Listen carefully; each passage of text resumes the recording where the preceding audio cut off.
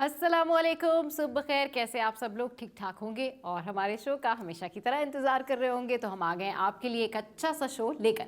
अच्छा जनाब, तो आज है ट्यूसडे और आज के दिन, क्योंकि ये ऑब्वियसली हफ्ते का दूसरा दिन होता है और इसमें हमारे जो बहुत सारे काम काज होते हैं वो भी लाइन अप होते हैं। जैसे कि कल मैंने जिक्र किया था इंट्रो में कि मंडे आते ही आप ये प्लान कर लेते हैं कि भाई अब तो पूरे वीक का काम करना है। इसी तरह ट्यूसडे के बाद जो है वो यूजुअली लोग ये सोचते हैं कि जी अब जो मिड डेज़ आएंगे, यानी कि थर्सडे या वेडनेसडे, उनको क्या काम प्लान करने हैं और फिर आज के काम को कैसे सॉर्ट आउट करना है। तो इसका बेहतरीन तरीका ये है कि सबसे पहले आप अपना स्केड्यूल मेंटेन कर लें, मंडे ट्यूसडे और उसके बाद वेडनेसडे, थर्सडे एंड फ्राइडे, और फिर आप सुकून से रहें। और जो औरतें घरों में बहुत सारे काम करना भूल जाती हैं कि जी हमने सैटरडे को यहाँ जाना था, किसी टेलर के पास जाना था, या हमने किसी को जो है वो कोई कपड़े दिए हुए थे, वहाँ से वो कपड़े पिक करने थे। तो इसका बेहतरीन हल ये है कि वो तमाम तर ख़वातीन जिनको पूरे हफ्ते बाहर के मार्केट्स के, बाज़ारों के या फिर कहीं और उनकी जो कमिटमेंट्स होती हैं वो जो भी होती है ना, वो एक पेपर पे प्लान कर लें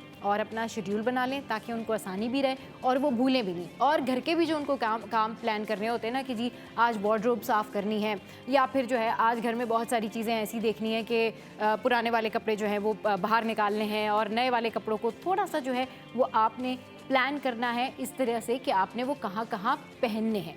अच्छा जनाब, तो ये तो हो गई टोटल ओवरऑल एक प्लानिंग जो कि तमाम तर लोगों को करनी चाहिए, मगर हमारे यहाँ लोग नहीं करते और फिर उसके बाद जो है खुद ही बैठ के स्ट्रेस का शिकार होते हैं। ओहो ये काम करना भूल गए, वो काम करना भूल गए। और ये होता ही है, सब कुछ ना कुछ थोड़ा थोड़ा अपनी लाइफ में मिस कर देते हैं, भूल जाते हैं और फिर उनके बहुत सारे काम रह जाते हैं। लेकिन ये बेहतर तरीका है। अच्छा जनाब, अब कुछ बात कर लेते हैं हम, क्योंकि वेडिंग सीज़न तो चल ही रहा है। अब जहाँ पर भी जाओ और जिसको भी देखो वो यही बातें कर रहा होता है कि जी हमने माहियों में क्या पहनना है, हमने बारात में क्या पहनना है। इसके अलावा एक और जो है वो भी फ़ैशन अब इन हुआ है, लेकिन इस फ़ैशन के हवाले से अगर हम बात करेंगे तो कुछ इस तरह से करेंगे कि क्या दादी और नानी के ज़माने का फ़ैशन वापस आ गया है? क्या उनके ड्रेसेस या हमारी अम्मी के ड्रेसेस या फिर हमारी जो फुप्पो हैं, चाची हैं, इन सब के ड्रेसेस क्या वापस निकाल के पहने जा सकते हैं? तो किस तरीके से? जी हाँ, बहुत सारे लोगों को ऐसा लगता है कि वो अपनी अम्मी के जो ड्रेसेस हैं वो यूज़ करें। बिल्कुल वो यूज़ कर सकते हैं। अपनी नानी के ज़माने के जो फ़ैशन है वो वापस आ गया है, तो जाहिर सी बात है जो फ़ैशन है, जो ट्रेंड होता है, आप उसी को फॉलो करते हैं। तो इसके बारे में आज हम बात करेंगे कि किस तरीके से हम ये ड्रेसेस यूज़ कर सकते हैं। अच्छा, उससे पहले, इन तमाम तर बातों को करने से पहले एक बहुत ज़बरदस्त बात जो है वो मैं आपके साथ में शेयर करूँगी, जो कि हमारे एक एक्टर हैं रेम्बो, उनकी जानिब से एक बड़ी ज़बरदस्त और ख़ूबसूरत बात की गई। उन्होंने ये कहा कि उनकी जो वाइफ़ हैं साहिबा, उनकी जो शादी का ड्रेस था वो काफ़ी ज़्यादा एक्सपेंसिव था और जिस टाइम पर उनकी शादी हुई थी तो वो उन्होंने तकरीबन 70-75 हज़ार का ऑलमोस्ट वो ड्रेस ख़रीदा था, वो शरारा ख़रीदा था।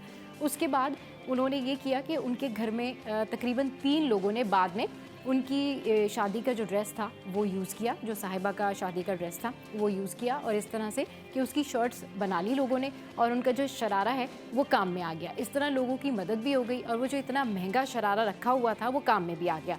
तो आप भी अगर अपने शादी के शरारों को इस्तेमाल करना चाहते हैं, किसी की मदद करना चाहते हैं या फैमिली में ही देना चाहते हैं, तो दिस इज़ परफेक्ट आइडिया कि आप उनको कहें कि वो शर्ट जो है उसके साथ बना लें और फिर जो शादी का शरारा, इतने महंगे महंगे लाखों रुपए के जो शरारे होते हैं वो काम में आ सकेंगे, किसी की मदद भी हो सकेगी और ख़ानदान में ही जो है ये एक बड़ी अच्छी रिवायत भी पड़ जाएगी और एक अच्छी एक्टिविटी भी होगी। तो अगर आपने लाखों रुपए के अपने शादी के जोड़े बनाए हुए हैं तो ज़रूर अपने कज़न्स को भी ऑफ़र करें, ज़रूर अपने सराउंडिंग्स में भी देखें, अपने फ्रेंड्स को भी ऑफ़र करें कि भाई अगर आप हमारा ड्रेस पहनना चाहते हैं तो ज़रूर आप अपनी शर्ट बनाइए और ड्रेस जो है वो वेयर कर लें। तो दिस इज़ परफेक्ट आइडिया। अच्छा, अब कुछ ट्रेंडी फ़ैशन की बात कर लेते हैं कि ये बेलें और जो मुख्तलिफ़ किस्म की जो गोटे किनारी हैं, ये तो दादी और नानी के ज़माने का फ़ैशन होता था, ये पलट पलट के वापस आ रहा है। जी हाँ, ये फ़ैशन पलट के वापस आ रहा है इसलिए क्योंकि अब आप जिस डिज़ाइनर के ड्रेसेस देखें तो उस पर इसी तरह से गोटा किनारी का काम हुआ होता है। और माहियों में तो स्पेशली,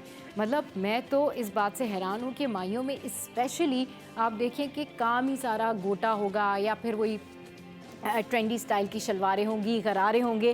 तो इसका एक अपना ही अलग से मज़ा है और इसमें बहुत सारे लोगों के पास ऐसे शरारे या गरारे रखे होते हैं उनकी अम्मी के टाइम के, या इनफैक्ट उनकी नानी या दादी के टाइम के, या फिर किसी फुप्पो का या खाला का। तो उसके साथ अगर वो कोई बड़ा ज़बरदस्त सा दुपट्टा है तो उसके साथ आप ये कर सकते हैं कि उसमें आप उसका गरारा या फिर उसके साथ आप शरारा या फिर कमीज शलवार बना सकते हैं। लेकिन अगर गरारा काम का है तो फिर आप उस गरारे के साथ शर्ट और दुपट्टा बना सकते हैं और इसको इस तरह से मैनेज कर सकते हैं। तो ये है कि ये आपके लिए बड़ा हेल्पफुल रहेगा और मुझे लगा कि ये एक ऐसा स्टाइल है जिसको आप अपने घर के कपड़ों के साथ ही प्ले कर सकते हैं और मुख्तलिफ ड्रेसेस के साथ ही प्ले कर सकते हैं और इसमें जो है वो ख़र्चा भी बच जाता है और इससे जो है लोगों की हेल्प भी हो जाती है। आप ख़ुद भी अपनी मदद आप कर लेते हैं ना, अपना कोई ड्रेस ऐसा मैनेज करके कि अम्मी का कोई ड्रेस आपने निकाला है और उसको आपने शर्ट बना ली है या फिर आपने उसको मैनेज कर लिया है। तो ये फ़ैशन आजकल बड़ा इन है कि जो पुराने बेलों का फ़ैशन था, पुराने गरारों का फ़ैशन था, पुराना जो स्टाइल था वो वापस आ रहा है। जनाब झूमर और झुमके, ये फ़ैशन भी आजकल बड़ा ट्रेंड में।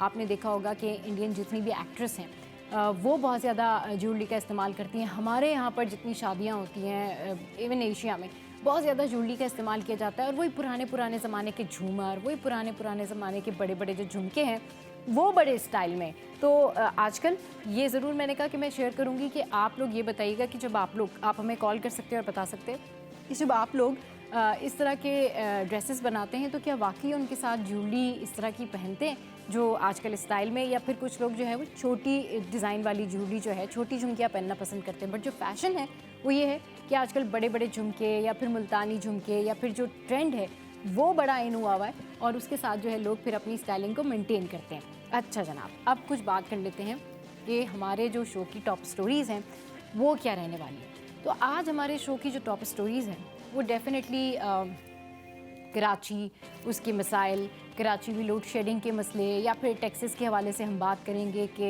इजाफी टैक्सेस के ऊपर ताजरों ने क्या कहा है। उसके अलावा नज़र इनफैक्ट क्या है, नज़र लगने से जो बहुत सारे लोग मुतासिर होते हैं वो किस तरह मुतासिर होते हैं, प्यार की नज़र कौन सी होती है और किसी से जलने की या बुरी नज़र कौन सी होती है, इन सब चीज़ों के ऊपर आज हम डिस्कशन करेंगे। क्योंकि क्या वाकई नज़रें तकदीरें बदल देती हैं?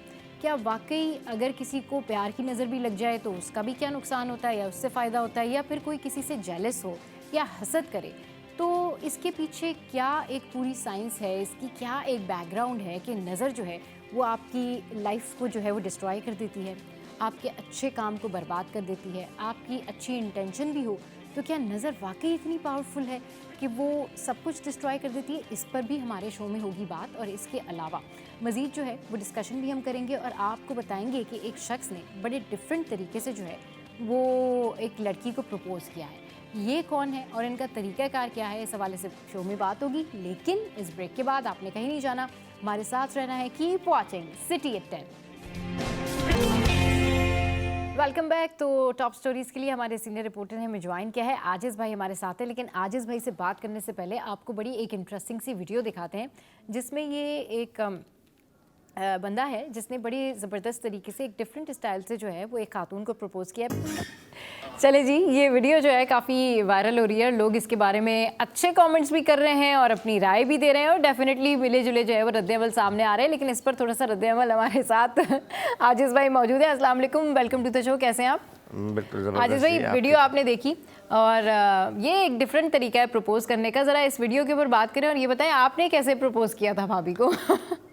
ये तो खैर अच्छी बात है। हाँ। किसी भी तरह लोग अपने रिश्तों में एक दूसरे के साथ मुंसलिक हो रहे हैं, चाहे वो किसी फ्लाइट में हो रहे हैं, घर में हो रहे हैं, हाँ। किसी होटल में हो रहे हैं। सही। डिफरेंट लोगों के डिफरेंट तरीके हैं। हाँ। ऐसा ही होता है। ये थोड़ा सा मुझे प्री प्लान लग रहा है, फुटेज अच्छा, देख के अंदाज़ा हुआ कि रिश्ता पहले से तय होगा। हाँ। लेकिन ये तय हुआ होगा कि जो रस्म है अंगूठी पहनाने की, या वो फ्लाइट में करेंगे, इस तरह शायद लग रहा है। हाँ, बिल्कुल। हम ज़ाहिर है कि उस रियलिटी से वाकिफ़ तो नहीं है। हाँ। लेकिन जो स्क्रीन पे जो वीडियो देखी है, हाँ। उससे ये अंदाज़ा हो रहा है, क्योंकि अंगूठी वो लाए थे अपने साथ पहनाने के लिए और खातून भी बड़े आराम से जो है वो भी आराम पर से मान गए। तो भाई देखिए, प्रपोज वहाँ नहीं आजिज़ हुआ भाई होगा। के असेसमेंट के मुताबिक जो है उनको ऐसा लगता है कि थोड़ा सा प्री प्लान था, बट इट वाज लेकिन अच्छी खबर है कि अगर दो इंसानों के आप दूसरे के साथ एक रिश्ता जुड़ रहा है और वो रिश्ता आगे चल के अज़दवाजी रिश्ते में तब्दील होगा तो अच्छी बात है। रही बात मुझसे जो आपने पूछा, प्रपोज तो नहीं था, कोई लव मैरिज भी नहीं था, लेकिन एक अरेंज किस्म का था वो। सही। कि रिश्ता भेजा गया था। हाँ। सबसे पहले वालिदैन के हमरा हम हैदराबाद रिश्ता देखने गए थे। मैंने तो पहले से देखा था, मेरी मुलाकात थी, एक दो मुलाकातें हमारी हुई थी। सही। मेरी जो वाइफ हैं उनके साथ मतलब मंगनी से पहले भी अच्छा, मुलाकातें अच्छा, हुई थी, अरेंज मुलाकातें। सही। तो उसके बाद वालिदैन ने देखा, पसंद किया और उसके बाद रिश्ता तय हो गया। मतलब अरेंज एक रिश्ता था। चले जी, बहुत अच्छी बात है। अब कुछ बात कर लेते हैं हमारी टॉप स्टोरीज से रिलेटेड। और टॉप स्टोरीज़ में फिर जो है वो एक दफ़ा से वही सारी टॉप स्टोरीज़ है, लेकिन इस दफ़ा मैं स्टार्ट कर लेती हूँ ताजरों से, जिन्होंने इजाफी टैक्सेस लगाने पर जो है तशवीश का इजहार किया और उनका कहना है कि ये कैसे फिर आगे सब कुछ चल सकेगा। जी आजिज़ भाई। देखिए, टैक्सेस मसले का हल नहीं है। अच्छा। हुकूमत समझ रही है कि चूँकि IMF का दबाव है मुसलसल, जिस वजह से टैक्स के ऊपर टैक्सों की भरमार है। हाँ। ताजर तो रो रहे हैं, ठीक है, ताजरों का कारोबार कम होगा, लेकिन इन टैक्सेस का बहरहाल बराह रास्त ताल्लुक मुझसे और आपसे है। यानी इनका बराह रास्त असर ना भी सही, बिलवास्ता ही सही, हाँ। लेकिन असर हम पे पड़ना ही पड़ना है यार, आवाम पर। सही। किसी भी तरह का टैक्स लगे, किसी भी चीज़ पे टैक्स लगे, अल्टीमेटली उसका असर आवाम पे होगा।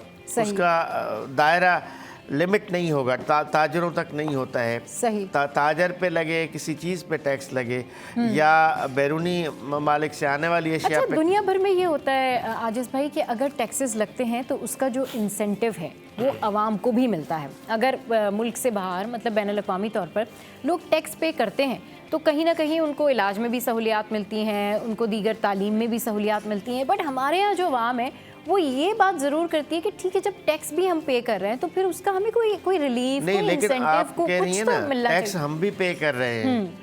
हम मतलब बतौर अवाम हम टैक्स चोर नहीं है। हाँ। अगर ताजरों की बात है तो एक लिमिट तबका ज़रूर है जो टैक्स चोर है। सरमाएदारों का एक तबका ऐसा है जो टैक्स चोर है, सियासतदानों का ऐसा तबका ज़रूर है जो टैक्स चोर है, लेकिन अवाम टैक्स चोर नहीं है। मैं और आप तकरीबन 15 से 20 टैक्स अपनी आम जिंदगी में भर रहे हैं। सही। मैं और आप जो गैस का बिल देते हैं उस पर टैक्स देते हैं। मैं और आप जो बिजली का बिल देते हैं उस पर हम टैक्स पे करते हैं। मैं और आप जो फ़ोन का बिल देते हैं उस पे भी टैक्स उस पे हम टैक्स देते हैं।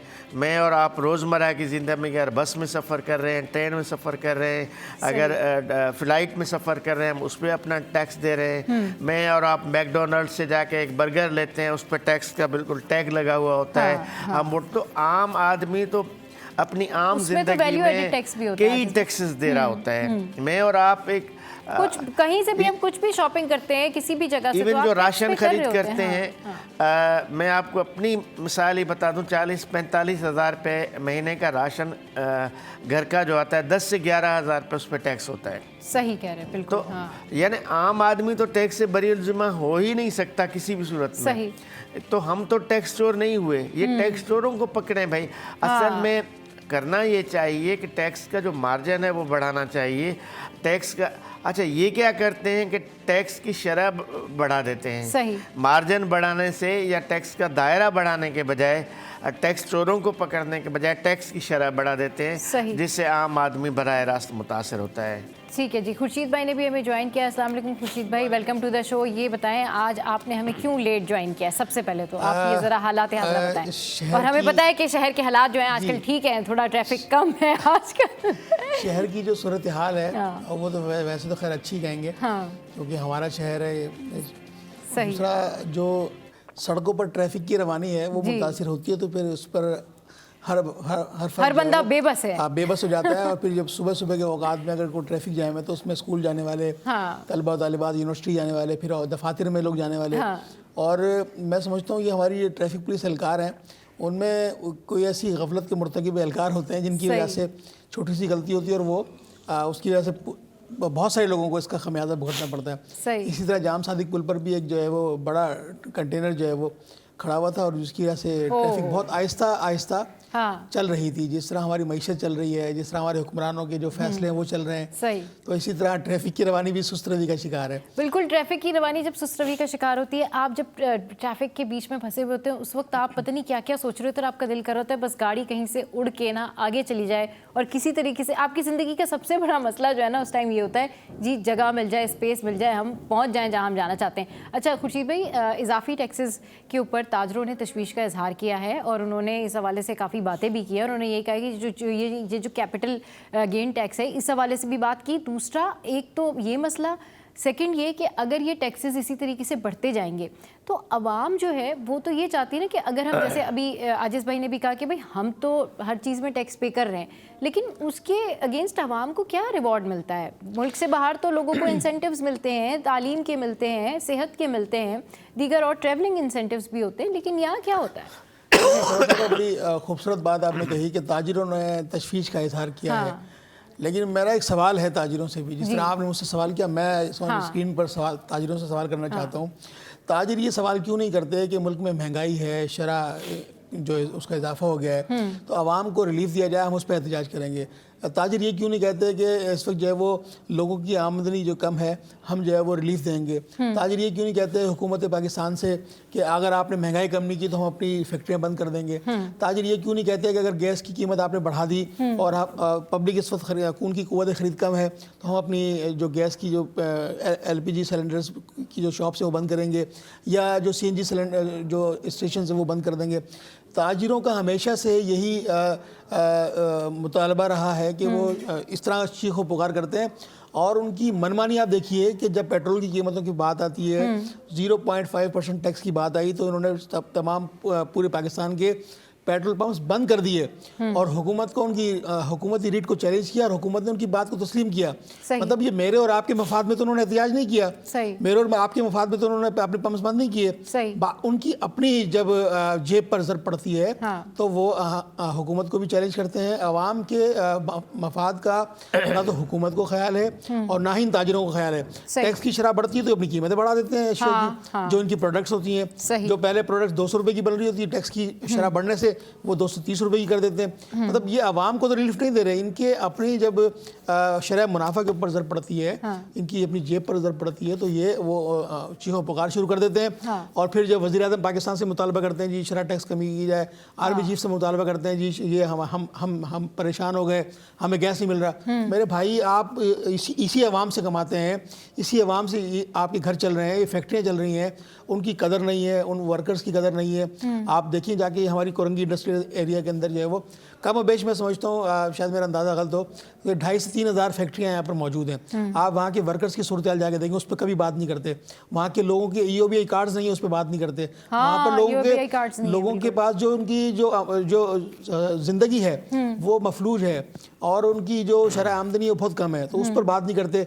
इनके टैक्स की बात, अच्छा उसमें भी टैक्स में ये जो टैक्स देते हैं उसमें भी इन्होंने बड़े बड़े जो है वो चार्टर्ड अकाउंटेंट रखे होते हैं जो इनके टैक्स को बचाते हैं, उनको टैक्स को बचा के और जो है वो गवर्नमेंट को बेवकूफ़ बना रहे होते हैं। तो ये मतलब ताजिरों से एक बड़ा मेरा खुला सवाल है कि भाई आप जब आपके टैक्स बढ़ते हैं तो आप कीमत बढ़ाते हैं, आप आवाम को क्या रिलीफ देते हैं?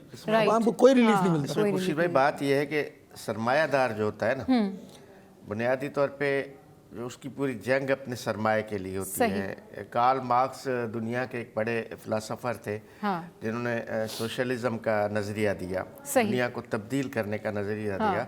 तो उनका कहना था कि सरमायादारों की तिजोरियों और बैंकों में पड़ा हुआ जितना भी सरमाया है वो दर हकीकत मज़दूर की गैर अदाशुदा उजरत है। यानी जो मेहनत कश का इस्तेहसाल होता है उसके इस्तेहसाल से जो आमदनी होती है वो सरमायादारों का सरमाया होता है, बैंकों में पड़ा हुआ होता है। कहने का मतलब है कि ये सरमायादार कभी भी सरमायादार तो वो रास्ता ढूंढता है कि गरीबों का इस्तेहसाल किस तरह किया जाए। वो अपनी आमदनी पर भी आमदनी लगाता है, अपने टैक्स पर भी आमदनी लगाता है। वो अपने टैक्स भी अगर 5% है तो वो हमसे और आपसे 6% वसूल करेगा, यानी वहीं भी वो अपना 1% बचाने की कोशिश करेगा कि यानी एक चीज़ आप मार्केट में भले आम तरह भी जाएं, एक चीज़ की जो हम रोज़ाना इसी प्रोग्राम में बात भी करते हैं कि जो फिक्स रेट होती है, हाँ। वो अगर 10 रुपये भी है तो हम फिर भी 15 रुपये में वो चीज़ खरीद करते हैं, यानी वो उस फिक्स रेट पे टैक्स शामिल होता है। उस टैक्स शामिल होने के बावजूद आवाम जो चीज़ खरीद करती है वो उससे ज़्यादा कीमत पर ख़रीद करती है। तो आवाम के इस्तेसाल का एक रास्ता होता है, हाँ। एक पूरी चैन होती है जो सरमायादाराना सिस्टम। हम चूँकि बज़ाहिर तो डेमोक्रेटिक निज़ाम में जमहूरी माशरे में रहते हैं, लेकिन बुनियादी तौर पे ये सरमायादाराना निज़ाम है जिसके तहत हम आम ज़िंदगी गुजार रहे हैं, जिसमें हम रोज़ाना इस्तेसाल का शिकार रहते हैं। ठीक है जी। तो जनाब इजाफी टैक्सेस से आवाम तो परेशान है ही, लेकिन ओवरऑल जो सिस्टम है ना वो भी कहीं ना कहीं ऐसा लगता है कि जैसे उसमें भी वो कहीं ना कहीं हिल रहा है वो निज़ाम, क्योंकि आवाम की जो डिमांड है वो यही है कि जी ठीक है हम तो रोज़मर्रा की बुनियाद पर टैक्स पे कर रहे हैं, लेकिन इसके इंसेंटिव्स भी हमें कुछ मिलने चाहिए। तो शो में वक्त एक ब्रेक का, आप हमारे वेलकम बैक। तो जनाब जब शहर कायद को हम बगौर देखते हैं और जितना करीब से फोकस किया जाए ना, और जितने इसके छोटे छोटे जो इदारे हैं वहाँ पर अगर आप जाएं तो कहीं ना कहीं आपको छोटी से बड़ी लेकर कॉम्प्लिकेशन मिलती हैं। और अभी जो है मसला वो ये है लोड शेडिंग। लोड शेडिंग आजिज़ भाई, आवाम हो या फिर ऑफिस में काम करने वाले लोग हों, बाज़ार हो, कोई बड़ा पार्लर हो, कोई बड़ी फैक्ट्री हो, लोड शेडिंग हर जगह है। और अब जो कराची चैम्बर के लोग हैं उन्होंने एहतजाज किया है के इलेक्ट्रिक से, क्योंकि 2-2, 3-3 घंटे की लोड शेडिंग हो रही है, जिससे तिजारती सरगर्मियाँ जो हैं वो मुतासिर हो रही हैं। तो वो लोग भी ये कह रहे हैं कि जी इतनी लोड शेडिंग क्यों हो रही है। अब आप देखें कि सर्दियों में भी लोड शेडिंग, गर्मियों में तो मुख्तलिफ रीज़न्स आती हैं कि जी लोड ज़्यादा है और कई सारे ग्रिड स्टेशन जो हैं उसमें ये प्रॉब्लम हो गई है। लेकिन अब आप देखें सर्दियों में गैस भी नहीं आ रही, आपको हर जगह खुदाइयाँ मिलेंगी, गलियाँ सड़कें सब खुदी हुई मिलेंगी। क्या हो रहा है जी, गैस की पाइपलाइन डल रही है, लेकिन गैस आ रही है या नहीं आ रही है ये पूछना उनका काम नहीं है। लोड शेडिंग हो रही है, अब सर्दियों में भी हो रही है। वो कहते हैं ना कि वो एक शेर था कि हम उसको थोड़ा सा अपने हिसाब से तब्दील करते हैं कि ना गैस है, ना बिजली है, ना पानी है, फिर भी दिल पाकिस्तानी है। फिर भी दिल पाकिस्तानी है। हमारा तो ये सीन है कि ना पानी है शहर में, न गैस है, न बिजली है। सही। और ये आप ठीक कह रही हैं कि हमेशा ये जवाब दिया जाता है कि जी गर्मियों के मौसम में ओवरलोडेड होता है, जी एसी चल रहे हैं, ये होता है। लेकिन अभी क्या है भाई, बल्कि गर्मियों में तो ये कैटेगराइज कर देते हैं। अगर हम सबके इलाकों में बाकायदा मैसेज आता है कि इतने बजे से लेके इतने बजे तक ऑर्गेनाइज जो है ना वो लोड शेडिंग हो रही होती है। मतलब ये भी हालात अभी देखिए ना, इस वक्त सर्दियों का मौसम है, दिसंबर के एंड में है हम, सही। और कराची जैसे शहर में अच्छी खासी सर्दी है इस वक्त, सही, ठीक है। दर्जा बिल्कुल साइबेरियन हवाएं चलने का कह दिया है। सिंगल डिजिट में दर्जा हरारत सुबह या रात के वक्त सिंगल डिजिट में दर्जा हरारत है, इसका मतलब है अच्छी खासी सर्दी है कराची में भी। सही। उसके बावजूद इवन फैक्ट्रीज को तो छोड़ें, हम घरों में बैठे हुए हैं ना, अभी भी 2 घंटे घरों में लोड शेडिंग होती है, रात के औकात में बिजली चली बिल्कुल जाती है सुबह। हाँ बिल्कुल, नाश्ते के टाइम पर लाइट नहीं होती। के इलेक्ट्रिक हो या बाकी जो पावर कंपनियां हों, हमने मुख्तलिफ इजलासों में सिंध असेंबली में बैठ के इनके सीईओज़ को सुना भी है, कि इलेक्ट्रिक के सीईओ को भी सुना है 2 बार मैंने सिंध असेंबली में गुज़श्ता 2 महीने के दौरान। तो ये उनका भी वही रोना है कि जी हमारी जो है बकाया जात इतने हैं, हमारे आयल ख़रीदने के पैसे नहीं। आपको हैरत सुनकर हैरत होगी कि के इलेक्ट्रिक का सीईओ इस तरह रोता है, मुझे तो बहुत हैरत होती है। मैं ज़ाहिर है कि हम वहाँ बोल नहीं सकते, हम खामोशी से बैठ के सुन रहे होते हैं खाली, लेकिन ये हैरतनाक बात है कि वो अपने आप को बाकायदा बेबस जाहिर करता है। के इलेक्ट्रिक का सीईओ सिंध असेंबली की कमेटी रूम में एमपीएस के सामने अपने आप को कह रहे मैं तो बेबस हूँ, मेरे तो बस में।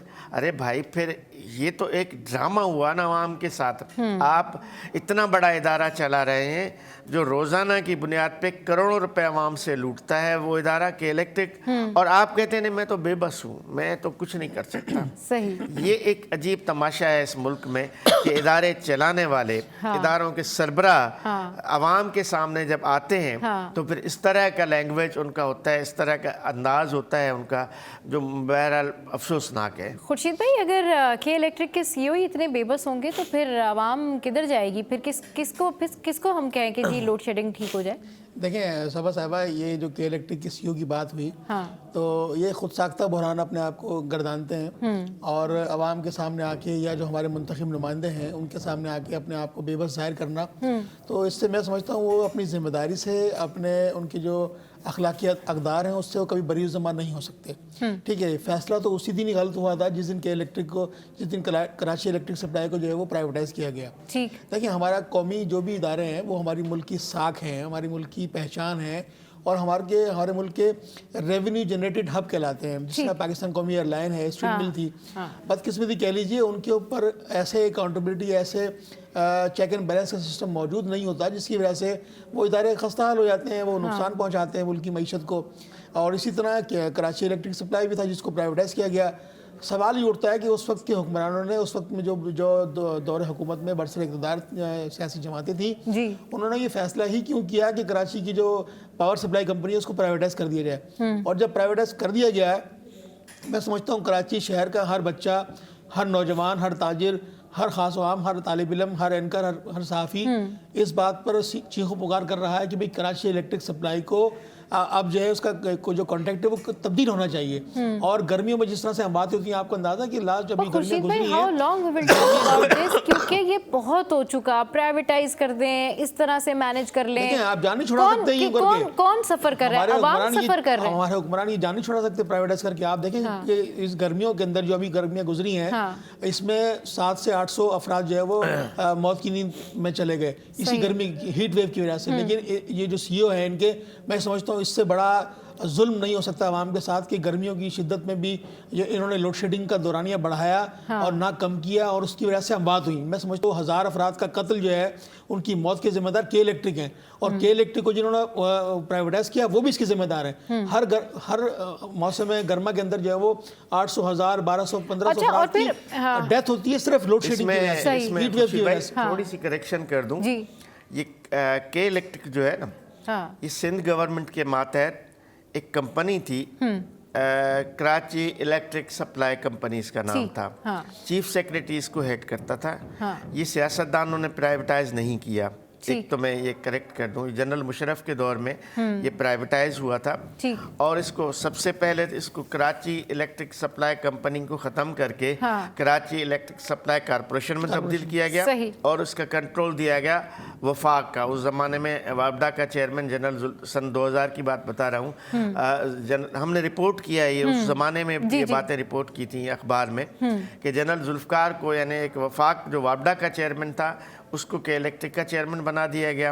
اس کے بعد پھر اس کی پرائیویٹائزیشن کا ایک عمل شروع کیا گیا 2-4 سالوں میں. پھر اس کو یہ بہت ظلم کیا گیا، اور واقعی اس زمانے میں اگر یہ تمام سیاسی جماعتیں خاموش نہیں، جن کا رول بنتا تھا کہ اس زمانے میں اس کے اپوزڈ کرتے، اس کی پرائیویٹائزیشن کو اپوز نہیں، پاکستان پیپلز پارٹی نے اپوز کیا تھا. مجھے یاد ہے نثار کھوڑو کی پریس کانفرنس جس نے یہ بات کہی تھی کہ کے الیکٹرک یعنی KSC، اس زمانے میں KSC تھی، KSC کو جتنے کروڑوں میں فروخت کیا جا رہا ہے اس سے زیادہ ملکیت کے تو اس کے اثاثے ہیں، زمینیں، پلاٹس، ورکشاپس ہیں، تو کیوں اس کو بیچا جا رہا ہے. لیکن بہرحال حکمرانوں کے اپنے ایک فیصلے ہوتے ہیں.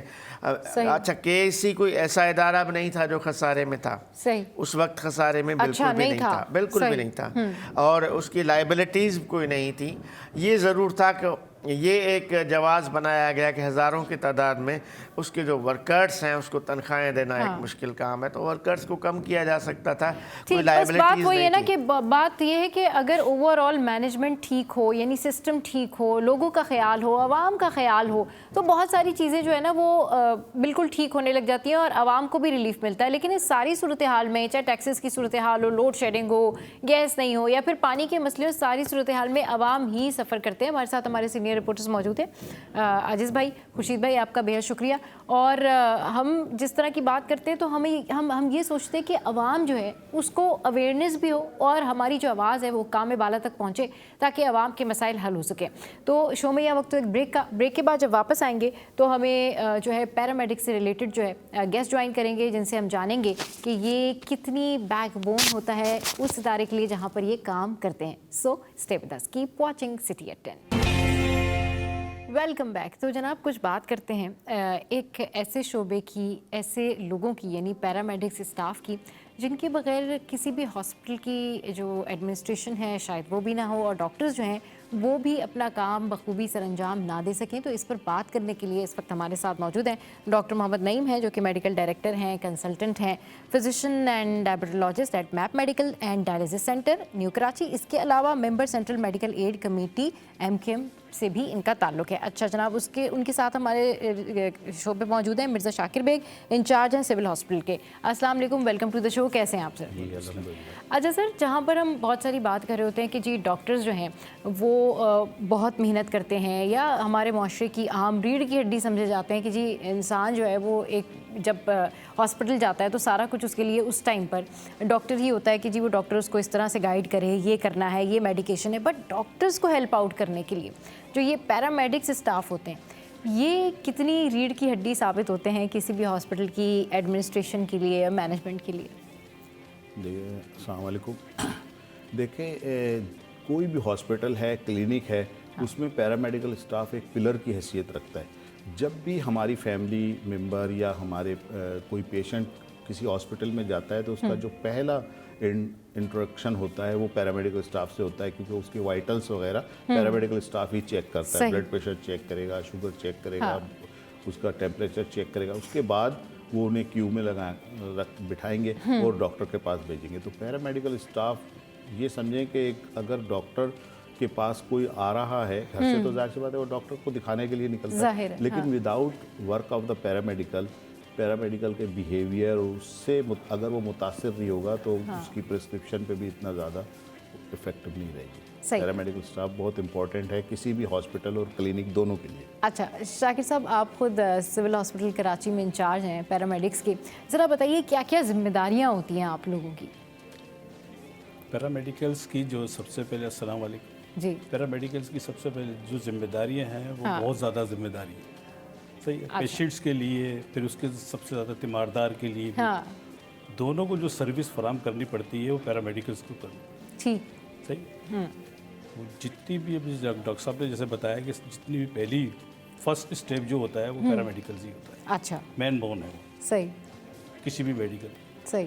तो वहाँ पर आके जब पेशेंट आता है, कैजुअलिटीज़ में आता है या ओपीडीज़ में आता है, तो पैरामेडिकल्स उसको पहले उसका फॉलोअप लेता है, सही, सारी चीज़ों को अटेंड करता है, उसको सर्विस फराहम करता है, जितनी भी होती इमरजेंसी टेकिंग केयर होती है, इमरजेंसी टेकिंग केयर है, या कोई भी प्रॉब्लम है, सही, फर्स्ट एड देनी है उसको, कोई भी चीज़ देनी है वो पैरामेडिकल्स ही पैरामेडिक्स ही देते हैं, सही। उसमें चाहे नर्सिंग स्टाफ हो, चाहे पैरामेडिकल्स हो, या हमारे डिस्पेंसर्स हो, जो भी स्टाफ होता है वो उसको सर्विस फराहम करता है। तो क्या प्रॉपर आप लोगों को इस हवाले से ट्रेनिंग दी जाती है, या मतलब इसके आप लोग कोर्सेज वगैरह कर रहे होते हैं, या फिर आपको हॉस्पिटल जो है किन बुनियादों पर जो है वो पैरामेडिक्स स्टाफ में शामिल करते हैं? पहले तो ये था कि चंद इंस्टीट्यूट थे, अच्छा, लेकिन अब अल्हम्दुलिल्लाह काफ़ी इंस्टीट्यूट हो गए। हाँ, बहुत सारे जो है वो लोग इसके कोर्सेज वगैरह भी करते हुए नजर आते हैं। अब तो DMC, SIUT, हाँ, इतने बड़े बड़े इंस्टीट्यूट और डॉ मेडिकल भी, ये भी अब जो है पैरामेडिकल्स को सर्विस फराहम कर रहे हैं, और कोर्सेज जो है इन्होंने इफ्तिदा किया हुआ है, वहाँ से शुरू हो रहा है वहाँ पे ना, और हो चुका है। और कहाँ से, वहाँ से काफ़ी जो स्टूडेंट्स निकल कर आ चुके हैं, और सर्विस फराहम कर रहे हैं, जॉब्स मिल गई। अब आजकल हाँ ये है कि वो बेचारे कर तो लेते हैं, उनको जॉब्स नहीं मिलती। हाँ, ये भी एक बड़ा इशू है ना कि वो अगर कोर्सेज वगैरह 2012 के बाद कोई भी जॉब गवर्नमेंट ऑफ सिंध ने जो है यहाँ से फराहम नहीं की है। अच्छा, सही। एक सबसे बड़ा इशू जो चल रहा है, क्योंकि उसमें शॉर्टेज हो रही है।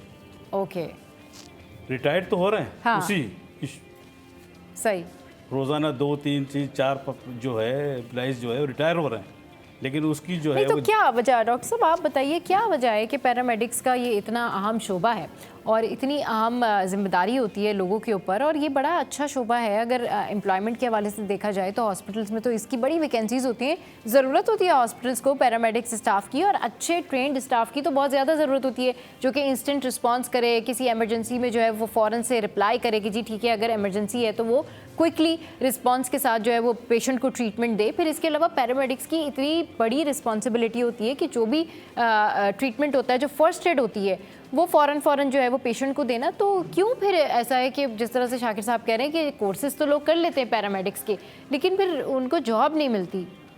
देखिए, बदकिस्मती से पाकिस्तान में एक आइन तो मौजूद है, लेकिन उस आइन पे अमल दरामद करने वाले मौजूद नहीं है। अच्छा, ठीक है ना जी। ये जो शाकिर भाई ने कभी कहा, ये हकीकत है कि 2012 से कराची के मुख्तलिफ हॉस्पिटल्स में, सिंध भर के हॉस्पिटल्स में कोई एम्प्लॉयमेंट नहीं है। इसमें डॉक्टर्स भी शामिल हैं, पैरामेडिकल भी।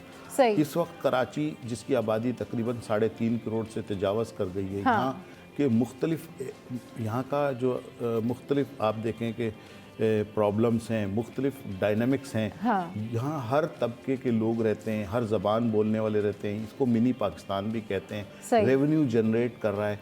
यहाँ के बड़े बड़े हॉस्पिटल्स में अभी आप जाएंगे तो आपको पेशेंट्स का, उनके अटेंडेंट्स का एक रश तो नज़र आएगा, लेकिन उनको सर्विस प्रोवाइडर्स जो हैं, जिसमें डॉक्टर्स, पैरामेडिकल, नर्सिंग स्टाफ जो भी है, वो आपको मिनिमम नज़र आएगा, यानी वो मिसिंग होगा, जिसकी वजह से मुख्तलिफ हॉस्पिटल्स में आए दिन कुछ तसादुम की और ये भी खबरें आती हैं, जबकि पैरामेडिकल का या डॉक्टर्स का कोई कसूर नहीं है, क्योंकि 2012 से लेकर आज 2024 तकरीबन 12-13 साल में जब अपॉइंटमेंट्स नहीं होंगे और लोग रिटायर होंगे और आबादी भी बढ़ रही है, यहाँ दोनों चीजों को देखना है। एक तो लोग रिटायर हो रहे हैं, दूसरा आपकी आबादी भी तो तेजी से बढ़ रही है।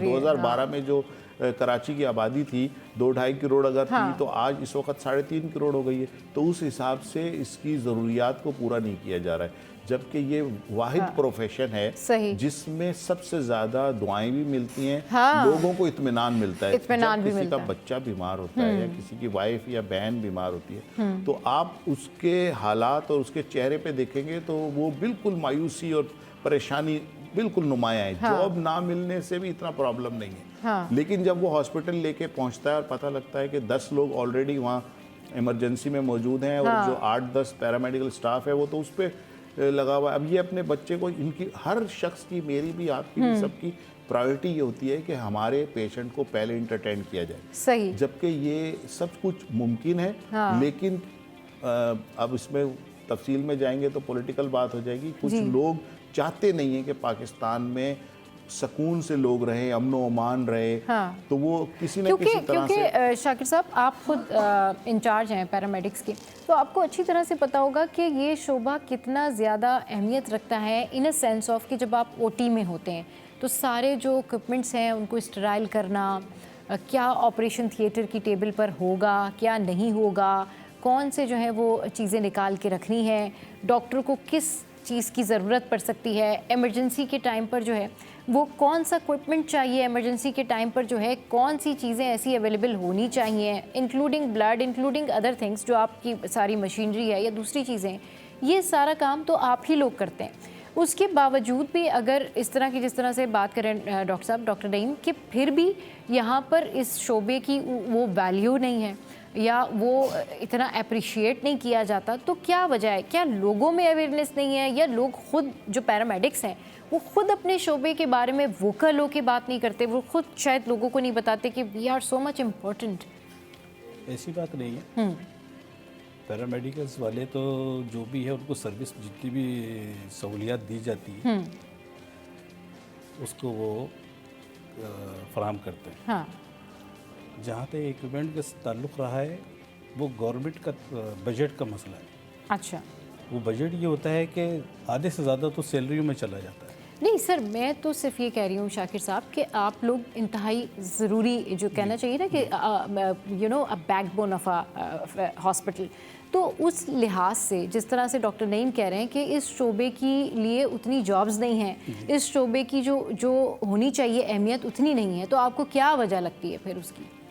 ये गवर्नमेंट का फेलियर समझ लें आप, तवज्जो नहीं होती उनकी इस तरफ।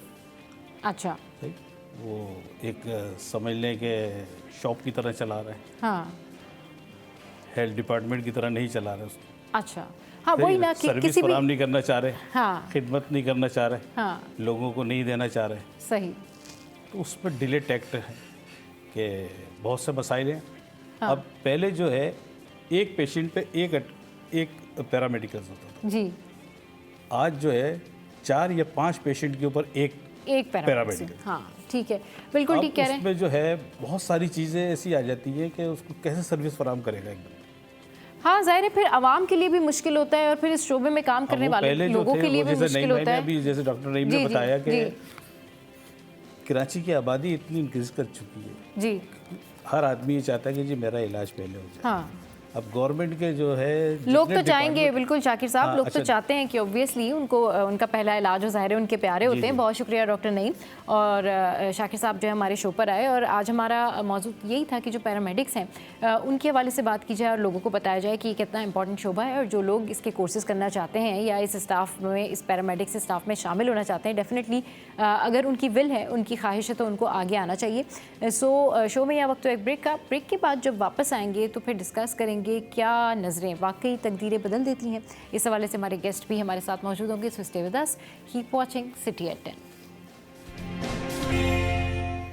Welcome back. तो जनाब अब कुछ बात करते हैं उस बात की जिस बात के बारे में हम सब बात करते हैं और रोज़ाना घर में इसके बारे में ज़रूर डिस्कशन हो रहा होता है, और ये है नज़र। आप कुछ अच्छा नहीं कर रहे या आपकी जो है रोज़मर्रा के मामला ठीक नहीं चल रहे, तो एक आम ही जुमला होता है अम्मी की तरफ से कि नज़र लग गई है, और कहीं ना कहीं ये बात बिल्कुल ठीक भी होती है। और उसके बाद फिर जब नज़र उतारी जाती है तो आप अपने अंदर बड़ा अपने आप को फ्रेश फील करते हैं, आपको लगता है कि आपकी जो एक्टिविटी डल हो गई थी, डाउन हो गए थे आप थोड़ा सा एक्टिव हो जाते हैं।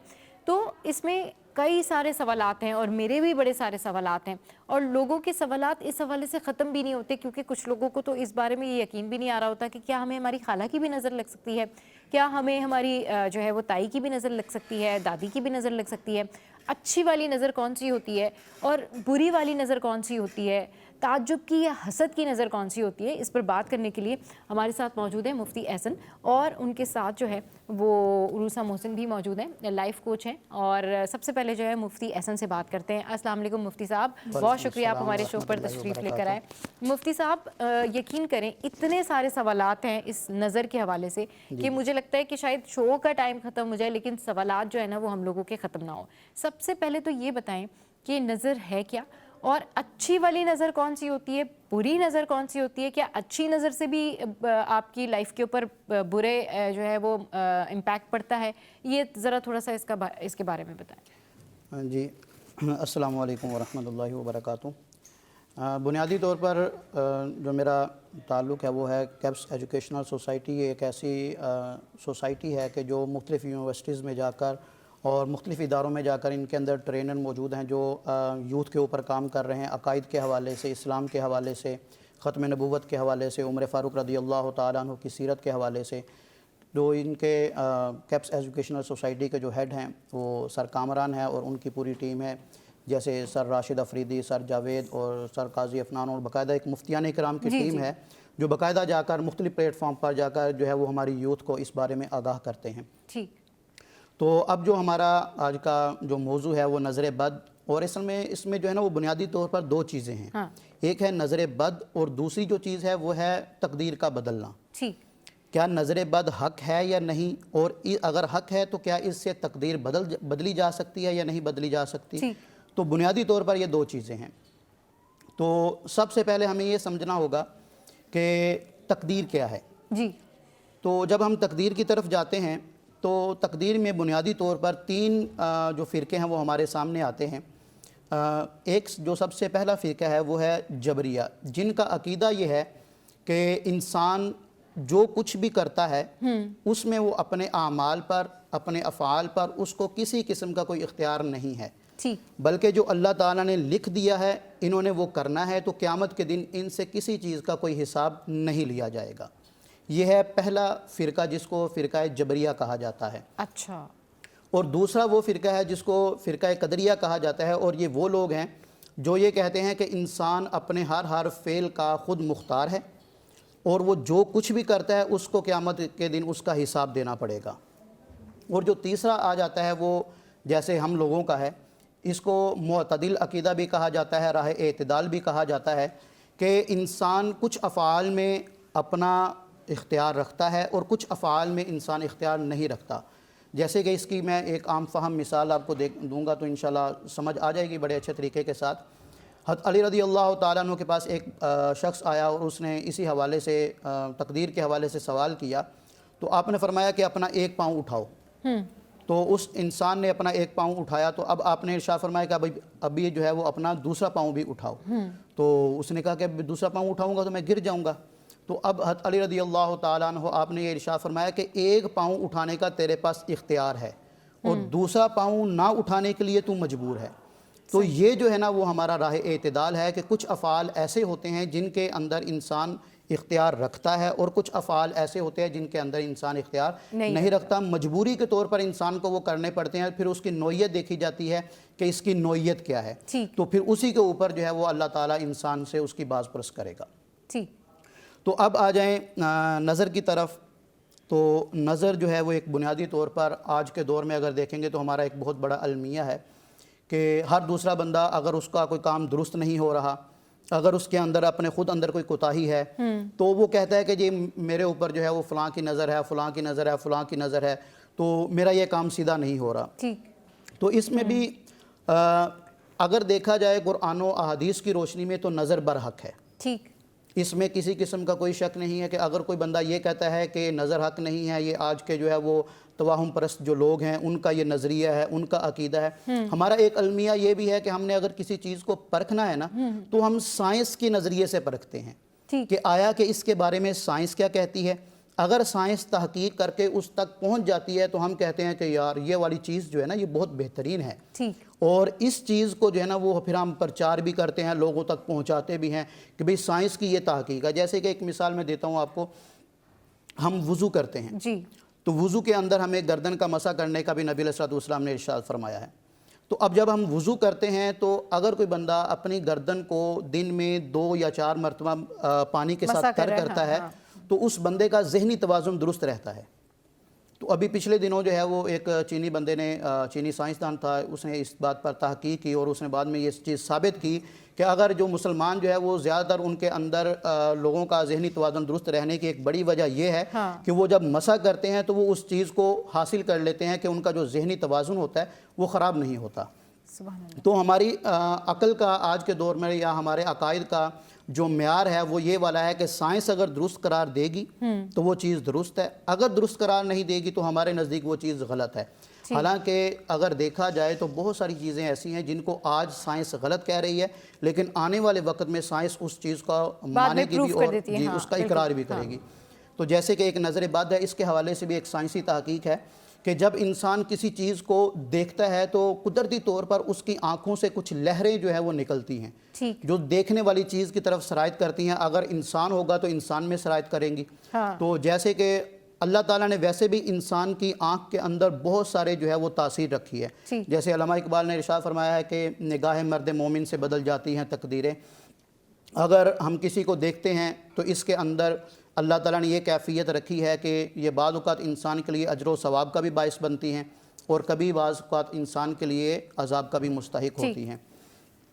تو اب جو بنیادی طور پر جو ہے جب نبی علیہ الصلوۃ والسلام نے کفار مکہ کے اندر اعلان نبوت کیا تو اب وہاں پر اصل میں کچھ لوگ ایسے تھے کہ جو نظر لگانے میں بڑے مشہور تھے اور انہوں نے ان کو اکٹھا کیا اور بولا کہ اس بندے کو نظر لگانی ہے، اور اس چیز کو باقاعدہ اللہ رب العزت نے قرآن پاک میں ارشاد فرمایا ہے۔ اللہ تعالیٰ نے قرآن پاک میں ارشاد فرمایا وَإِن يَكَادُ الَّذِينَ كَفَرُوا لَيُزْلِقُونَكَ بِأَبْصَارِهِمْ، کہ وہ جو لوگ تھے، مفہوم یہ ہے کہ وہ جو لوگ تھے وہ اپنی نظروں کے ذریعے نبی علیہ الصلوۃ والسلام کو گرانا چاہتے تھے، پھسلانا چاہتے تھے، لیکن جس کے ساتھ اللہ تعالیٰ کی مدد شامل حال ہو تو وہ بندہ تو کبھی بھی ناکام نہیں ہو سکتا، کیونکہ نبی علیہ الصلوۃ والسلام تو پھر بھی دنیا کی بڑی معتبر اور بہترین شخصیت ہیں، تو اس وجہ سے بھی اللہ تعالیٰ کی تائید حاصل ہے آپ کو۔ اور بھی اس طرح کے بہت سارے واقعات ہیں کہ جن کے ذریعے یہ چیز ثابت ہوتی ہے، کیونکہ نبی علیہ الصلوۃ والسلام کی ایک حدیث مبارکہ ہے، مسلم شریف کی روایت ہے کہ نظر حق ہے، اور ایک اور نبی علیہ الصلوۃ والسلام کی حدیث مبارکہ ہے جس کے اندر یہ لکھا ہوا ہے کہ آپ اندازہ کر لیں گے اس سے کہ نظر کس قدر انسان کے لیے خطرناک ہو سکتی ہے۔ نبی علیہ الصلوۃ والسلام نے ارشاد فرمایا کہ نظر کا لگ جانا یہ انسان کو قبر تک اور اونٹ کو ہنڈیا تک پہنچا دیتا ہے، یعنی اس قدر جو ہے وہ نظر خطرناک ہے۔ اگر کسی بندے کو بری نظر لگ جاتی ہے تو اس کے لیے ہمیں سب سے پہلے قرآن و سنت کے مطابق اس کا علاج کرنا چاہیے. اور توہم پرستی جو ہے یہ بھی ہمارے ہاں بڑے عروج پر ہے. اگر کسی کا کوئی کام سیدھا نہیں ہو رہا تو ہم جو کیا کرتے ہیں, ہم کسی پیر فقیر کے پاس چلے جاتے ہیں جو آج کے دور میں بڑے ہی نامراد ہیں اور بڑے ہی 2 نمبر طریقوں سے انہوں نے عوام سے پیسہ بٹورنے کا جو ہے وہ ایک طریقہ اپنایا ہوا ہے. تو ان چیزوں کی طرف ہم بھاگتے ہیں تو پھر وہاں سے بھی ہمیں کچھ حاصل نہیں ہوتا, اور ہم جو ہے وہ اپنے لوگوں کی برائیاں, غیبتیں, اور اس کا سبب کیا نکلتا ہے کہ ہمارا ایمان جو پہلے مضبوط ہوتا تھا ابھی وہ کمزور ہو جاتا ہے. بالکل ٹھیک کہہ رہے ہیں. اور یہ جو نظر بد کا ایک کانسیپٹ ہے کہ جی اگر ہم ٹھیک کام نہیں کر رہے یا ہمارے ساتھ کچھ بھی برا ہو رہا ہے تو بہت سارے ایسے کیسز ہوتے ہیں جس میں واقعی نظر لگی ہوتی ہے, لیکن بہت سارے ایسے کیسز بھی ہوتے ہیں جس میں لوگ ہر چیز ہی جو ہے نا وہ تو ہم پرستی پہ, نظر پہ یا جادو پہ ڈال دیتے ہیں. عروسہ ہمارے ساتھ ہیں, ویلکم ٹو دی شو عروسہ. عروسہ, کیا واقعی یہ صحیح بات ہے کہ بہت سارے لوگ اس چیز کو جو ہے بہانہ بنا کے بہت سارے کام نہیں کرتے, یعنی کہ اگر وہ کچھ نہیں کرنا چاہتے یا لائف میں ان کو کچھ نہیں کرنا اور لوگ ان کو کبھی کچھ کہتے ہیں تو وہ کہتے ہیں ہم پہ تو نظر لگ گئی ہے, ہمیں تو کسی نے ہم پہ تو جادو کر دیا ہے. یہ کیا تھاٹ ہے اور یہ کن لوگوں میں زیادہ تر پایا جاتا ہے, اور کیا واقعی ایسا ہوتا بھی ہے, کیا سب کو نظریں لگ جاتی ہیں یا سب کو نظر نہیں لگ رہی ہوتی, ان کا وہم ہوتا ہے؟ اٹس ٹرو کہ نظر تو برحق ہے, لیکن معاشرے میں ہمارے یہاں ایک ٹینڈنسی پائی جاتی ہے کہ ہر ایک چیز کو, اپنی غفلت کو یا کسی بھی ایسی چیز کو آپ یہ بہانہ دے دیتے ہیں کہ شاید نظر لگ گئی تھی, رشتہ نہیں چل رہا آپ سے, آپ نے بول دیا نظر لگ گئی تھی, شاید آپ سے کوئی ایگزام پاس نہیں ہوا, شاید نظر لگ گئی تھی, آپ کے کچھ بھی ایسا کوئی کام ہوا تو آپ نے نظر کا ایک بہانہ دے دیا. اچھا, ایک چیز اور ہے اس کے ساتھ ساتھ, آپ دیکھیں جب نظر کی بھی بات کی جاتی ہے تو یہاں پہ اچھی نظر بھی ہوتی ہے, ایک بری نظر بھی ہوتی ہے. آپ اگر ایک کسی شخص کو, کسی چیز کو ایک ایسی انٹینسٹی سے آپ دیکھتے ہیں تو آپ کے اگلے کا نا, ہر انسان کا ایک حالہ ہوتا ہے انرجی کا, ایک اورا کہتے ہیں اس کو انگلش میں, رائٹ. تو اگر آپ کا اورا بہت کمزور ہوگا تو پھر آپ کو بہت جلدی نظر لگ سکتی ہے. اب اورا کو جس طرح مولوی صاحب نے بھی ابھی بتایا کہ وضو میں رہنا چاہیے, کچھ اس قسم کی بات تھی, تو اگر آپ کانسٹنٹلی آپ لگاتار روز قرآن کی تلاوت کریں اور اپنے آپ کو باوضو رکھیں تو یہ ساری چیزیں جو ہے آپ کی اورا کو مضبوط بنا سکتی ہیں تاکہ اگلے کی بری نظر آپ کو نہ پڑے. صحیح. ہاں, جہاں تک سوسائٹی کی بات ہے تو آپ بہت زیادہ چیزیں اس میں ڈال دیتے, شاید نظر ہے, بعض اوقات نظر نہیں ہوتی, بعض اوقات واقعی آپ شاید بیمار ہوتے ہو, شاید واقعی آپ کو کوئی جسمانی کوئی پرابلم ہوتی ہے, تو اٹس آلویز گڈ کہ آپ ڈاکٹر کے پاس جاؤ اور دکھاؤ.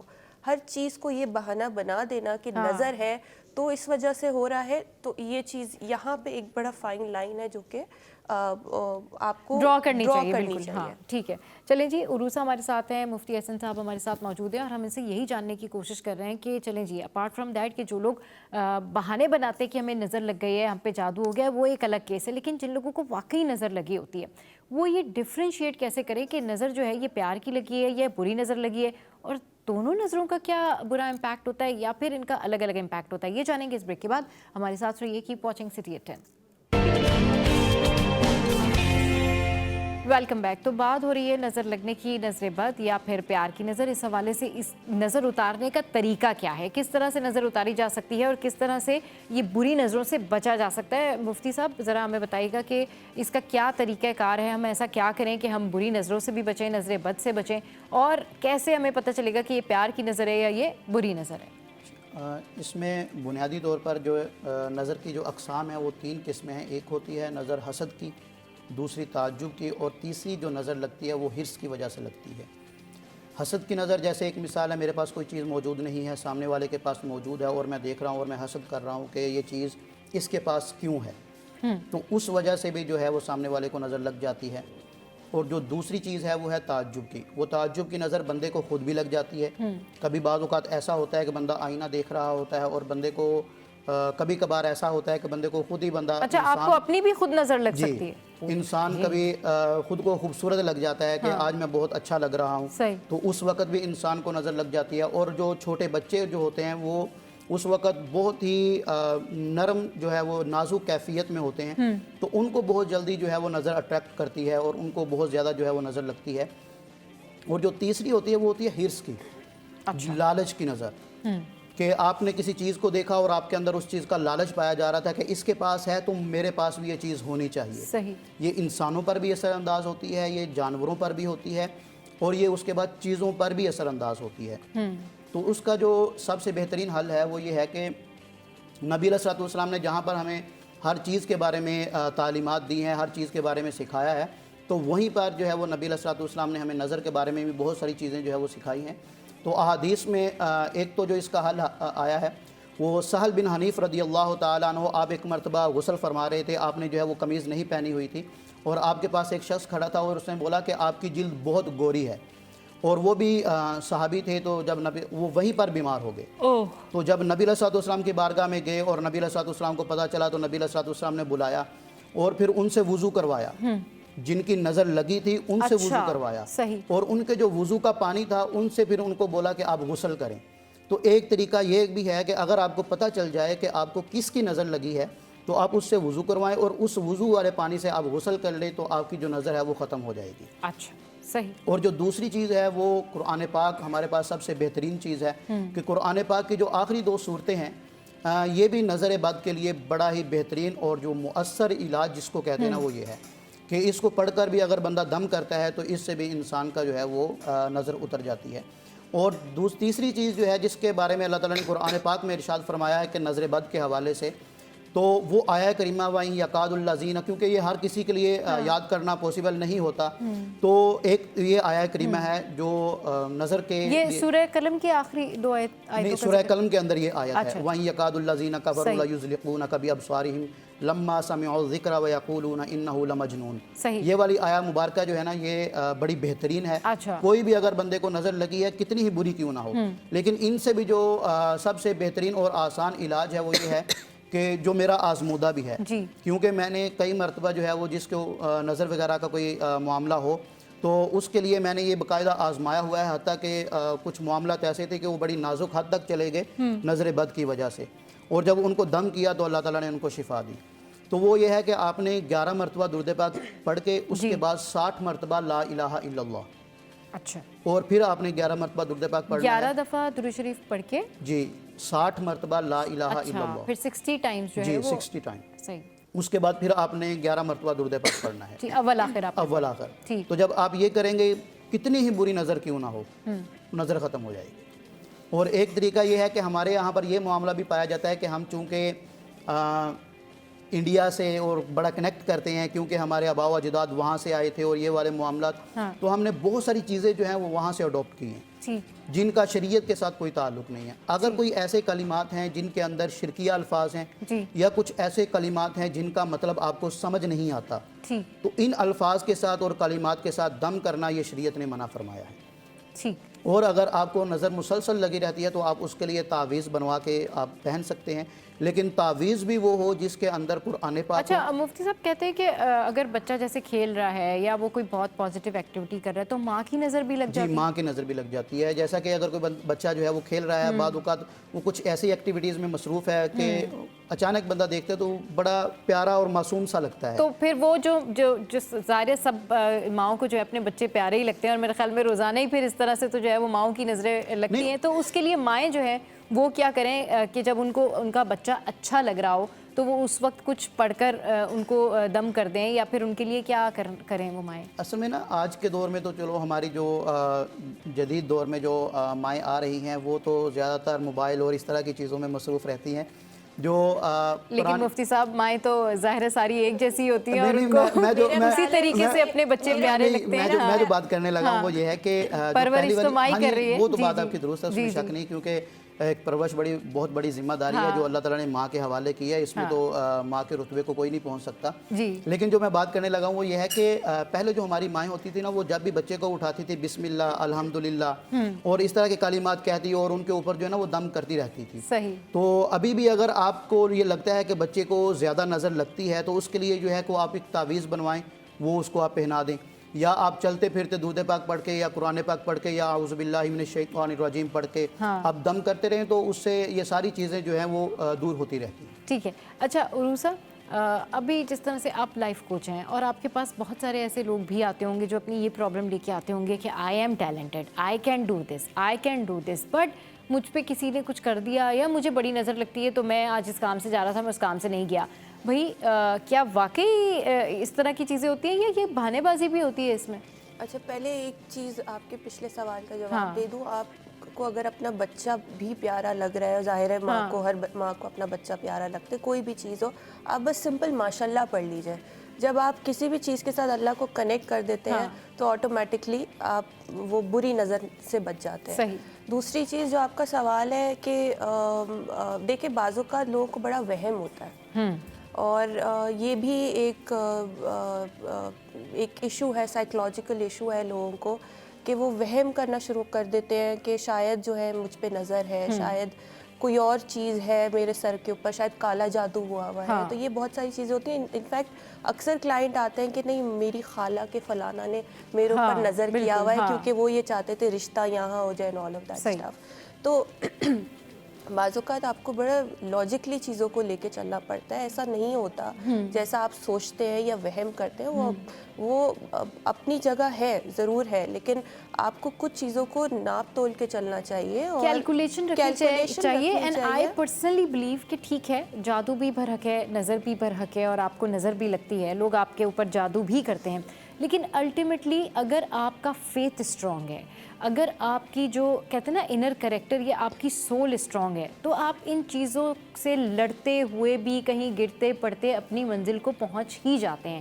اس کے لیے میرے خیال میں عروسہ آپ کو اپنی جو آپ کا جو سول ہے یا آپ کا جو انر کریکٹر جس کو ہم کہتے ہیں نا کہ what we think what we present, تو وہ کہ جو آپ سوچتے ہیں یا جیسے آپ ہوتے ہیں آپ ویسے نظر بھی آ رہے ہوتے ہیں. تو اس کے لیے میرے خیال میں آپ کو اپنے اندر کا جو فیتھ ہے نا وہ بڑا اسٹرانگ کرنے کی ضرورت ہے, تاکہ اگر آپ انفیکٹ لوگ کرتے بھی ہیں, لوگ جیلس بھی ہوتے ہیں, اور اگر مجھے لگتا ہے آپ اپنی ذات میں مضبوط ہونا اندر سے, اور آپ کو ایک clarity who what you are, آپ کون ہو اور آپ کہاں جا رہے ہو, آپ کی منزل کیا ہے, تو یہ اور فیتھ ہو, ظاہر ہے خدا پہ ایمان ذرا مضبوط ہو, پکا ہو, تو پھر آپ یہ اس طرح ڈگمگاتے نہیں ہو.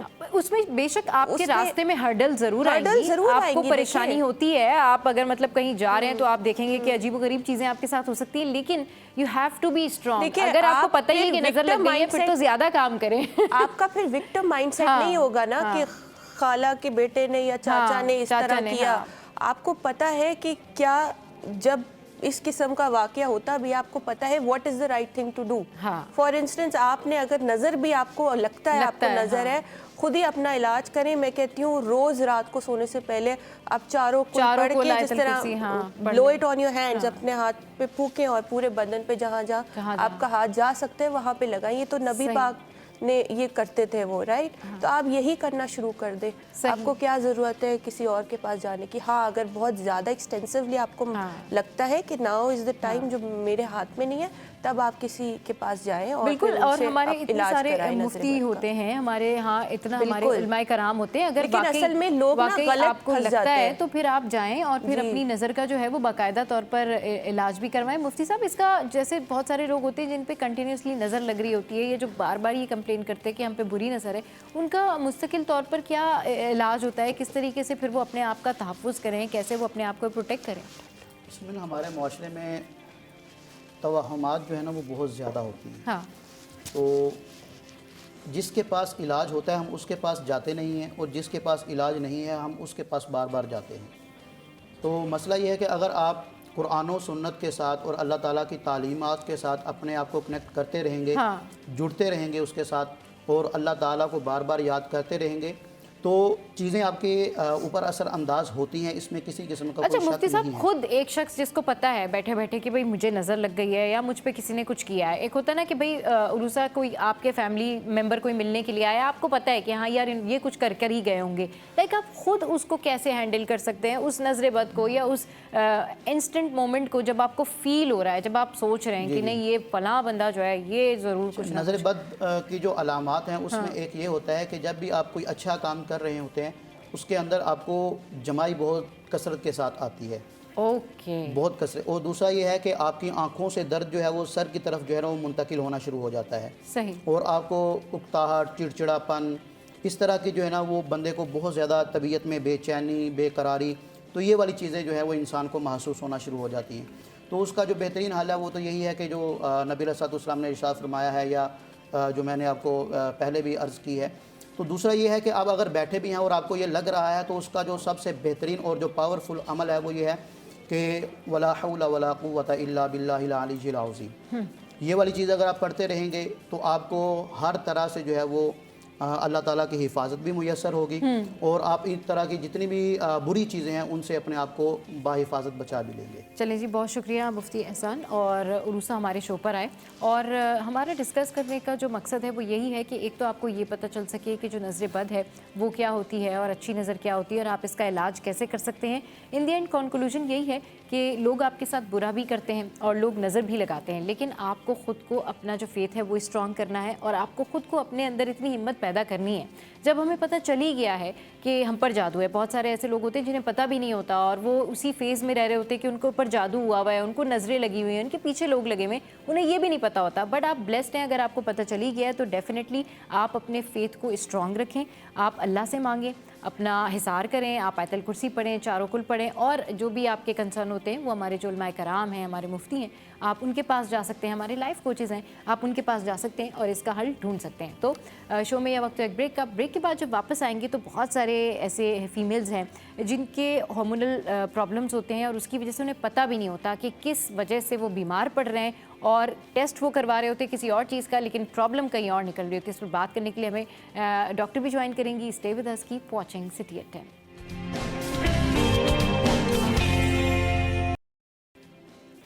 Welcome back. تو جناب اب کچھ بات کر لیتے ہیں ہم ہارمونس سے ریلیٹڈ. اور یہ جو ایشو ہے نا، یہ ایک چھپا ہوا ایشو ہوتا ہے. مطلب ہم بہت سارے ٹیسٹ کرواتے ہیں، ہم بہت سارے کلینکس پہ جاتے ہیں، بہت سارے ڈاکٹر سے ملتے ہیں، لیکن ہم پریشان ہوتے ہیں کہ ایکچولی ہوا کیا ہے. پتہ چلتے ہیں کہ ہارمونز جو ہیں وہ امبیلنس ہو گئے ہیں. یہ کون سے ہارمونز ہوتے ہیں؟ جس کی وجہ سے تھائرائیڈ ہو جاتا ہے، جس کی وجہ سے دیگر جو ہے وہ گائنی سے ریلیٹڈ ایشوز ہو جاتے ہیں. اس پر بات کرنے کے لیے ہمیں جوائن کیا ہے ڈاکٹر شائستہ نے. ویلکم ٹو دا شو. کیسی ہیں آپ؟ الحمدللہ بالکل ٹھیک، خیریت سے. اچھا ڈاکٹر شائستہ، یہ جو ایک ایشو ہے نا خواتین سے ریلیٹڈ، یہ بڑا اہم ایشو ہے اور یہ کہیں نہ کہیں کہتے ہیں کہ یہ ہڈن ڈیزیزز ہوتی ہیں، یہ چھپے ہوئے ہارمونز ہوتے ہیں جو کہیں نہ کہیں امبیلنس ہو رہے ہوتے ہیں، ڈس بیلنس ہو رہے ہوتے ہیں. چھپے ہوئے نہیں، لوگوں کے اندر بڑی اویئرنیس ہے، پہچان جاتے ہیں لوگ. بالکل.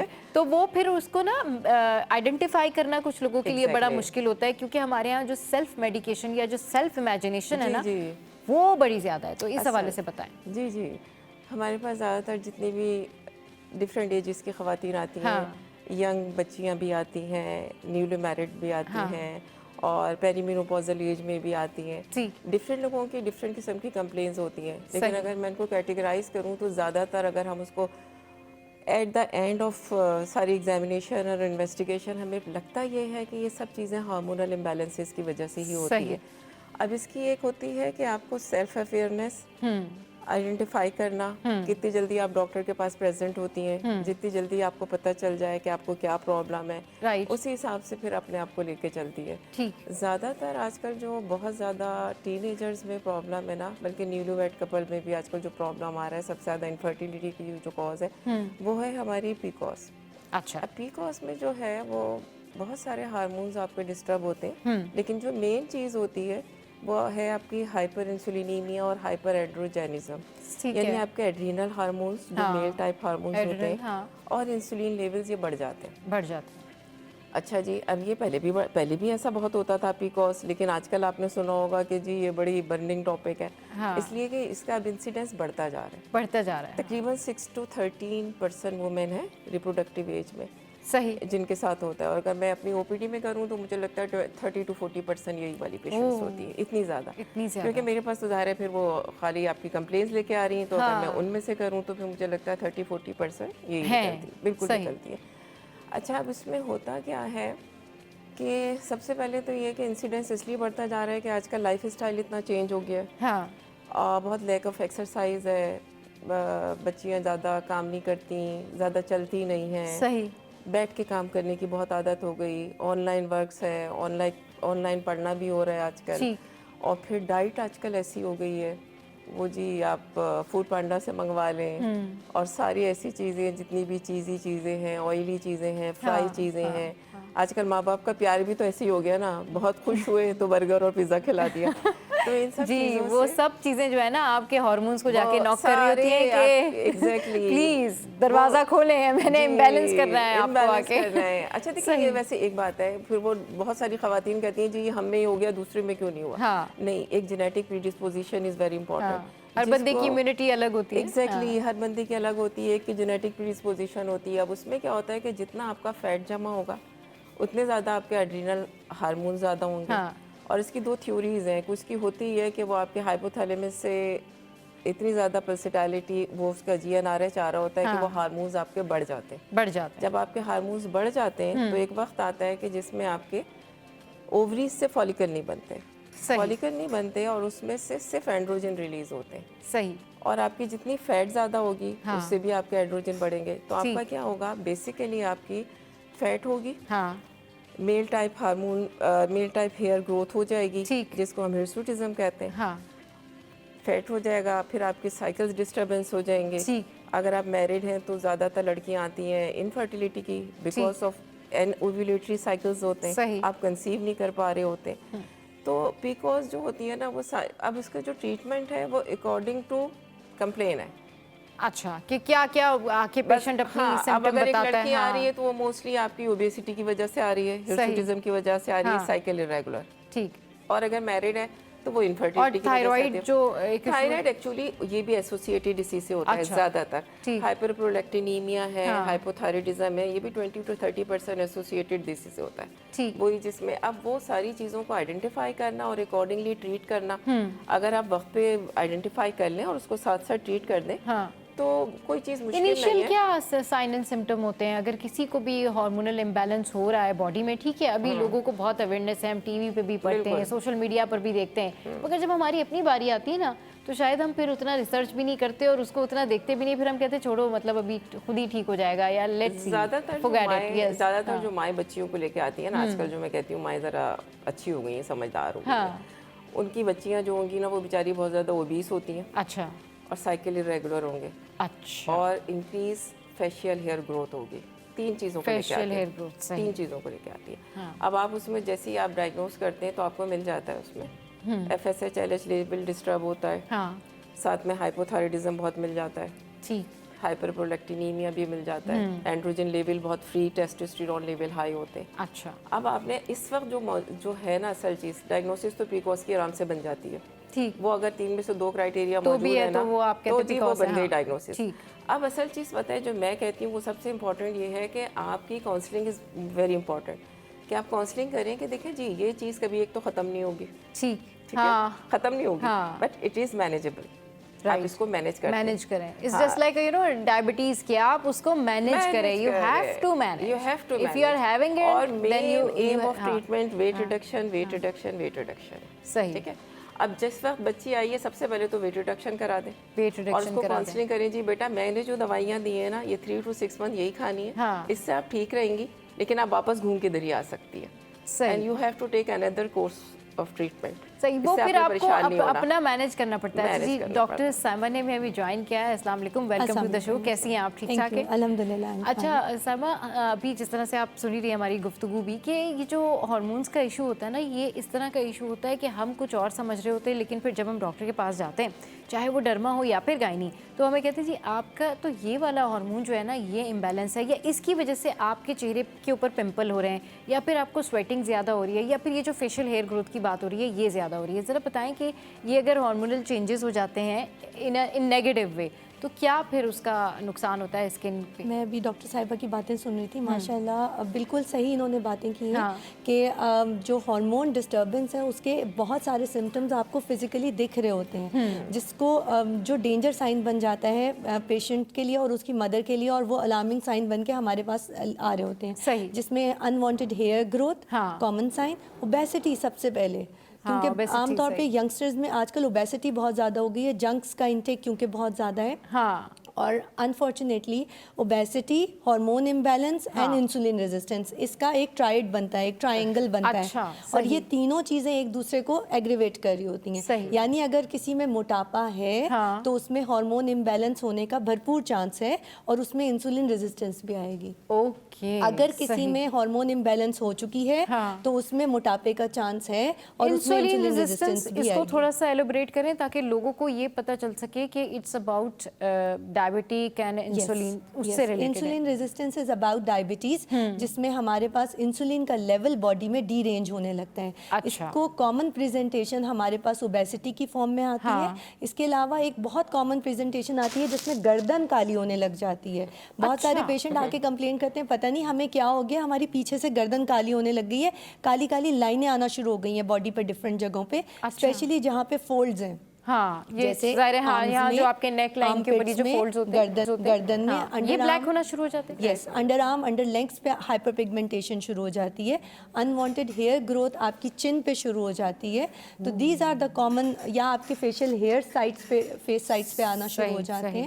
تو these are the common symptom جس کے ساتھ ہمیں ہارمونل امبیلنس پریزنٹ کرتا ہے. تو پھر اس طرح کا پیشنٹ سائمہ جب آیا آپ کے پاس، اس نے کہا کہ بھائی کوئی بندی آئی، جو بھی پیشنٹ ہے اس نے آ کے کمپلین کی کہ جی مجھے فیشیل ہیئر گروتھ ہو رہی ہے، یا میرے جو ہے وہ ہارمونل امبیلنس مجھے فیل ہو رہا ہے، یا پھر جس طریقے سے ابھی آپ نے جو بھی اس کے سائن اینڈ سمپٹمس بتائیں، آپ لوگ اس کو انیشیل ارجنٹ کیا ٹریٹمنٹ دیتے ہیں؟ دیکھیں، سب سے پہلے تو ہم ان کے لیولز ٹیسٹ کرواتے ہیں کہ آپ کا ایک بیسک انالیسز ہونا چاہیے جس میں آپ کا T3 T4 TSH، کیونکہ most of the time culprit جو ہے وہ تھائرائڈ ہارمون ہوتا ہے، وہ FT4 اینڈ وہ اس سے ریلیٹڈ تھائرائڈ ہارمون ہوتا ہے، اور اس کی وجہ سے جو ہے آپ کا پیکوس شروع ہو جاتا ہے. ٹھیک ہے. PCOS کے ہم ڈائریکٹلی ٹریٹ نہیں کرتے ایز اے ڈرمیٹولوجسٹ، ہم ریفر کر دیتے ہیں گائناکالوجسٹ کے پاس، کیونکہ ان کے پاس زیادہ اچھا پراپر ٹریٹمنٹ اویلیبل ہوتے ہیں. اس کے علاوہ ہم ان کے ایسوسیٹڈ سمٹمز دیکھ رہے ہوتے ہیں اور ہم ان کی اسکن کو بہتر بنانے کے لیے کرتے ہیں. لیکن ڈیفینیٹلی ہم ان کو یہ کاؤنسل ضرور کرتے ہیں کہ it's not all about your skin, آپ کو جا کے اپنا پراپر ٹریٹمنٹ لینا ہوگا کیونکہ کاز آپ کے اندر موجود ہے. جب تک آپ اس کو ٹریٹ نہیں کریں گے، we can't treat your skin.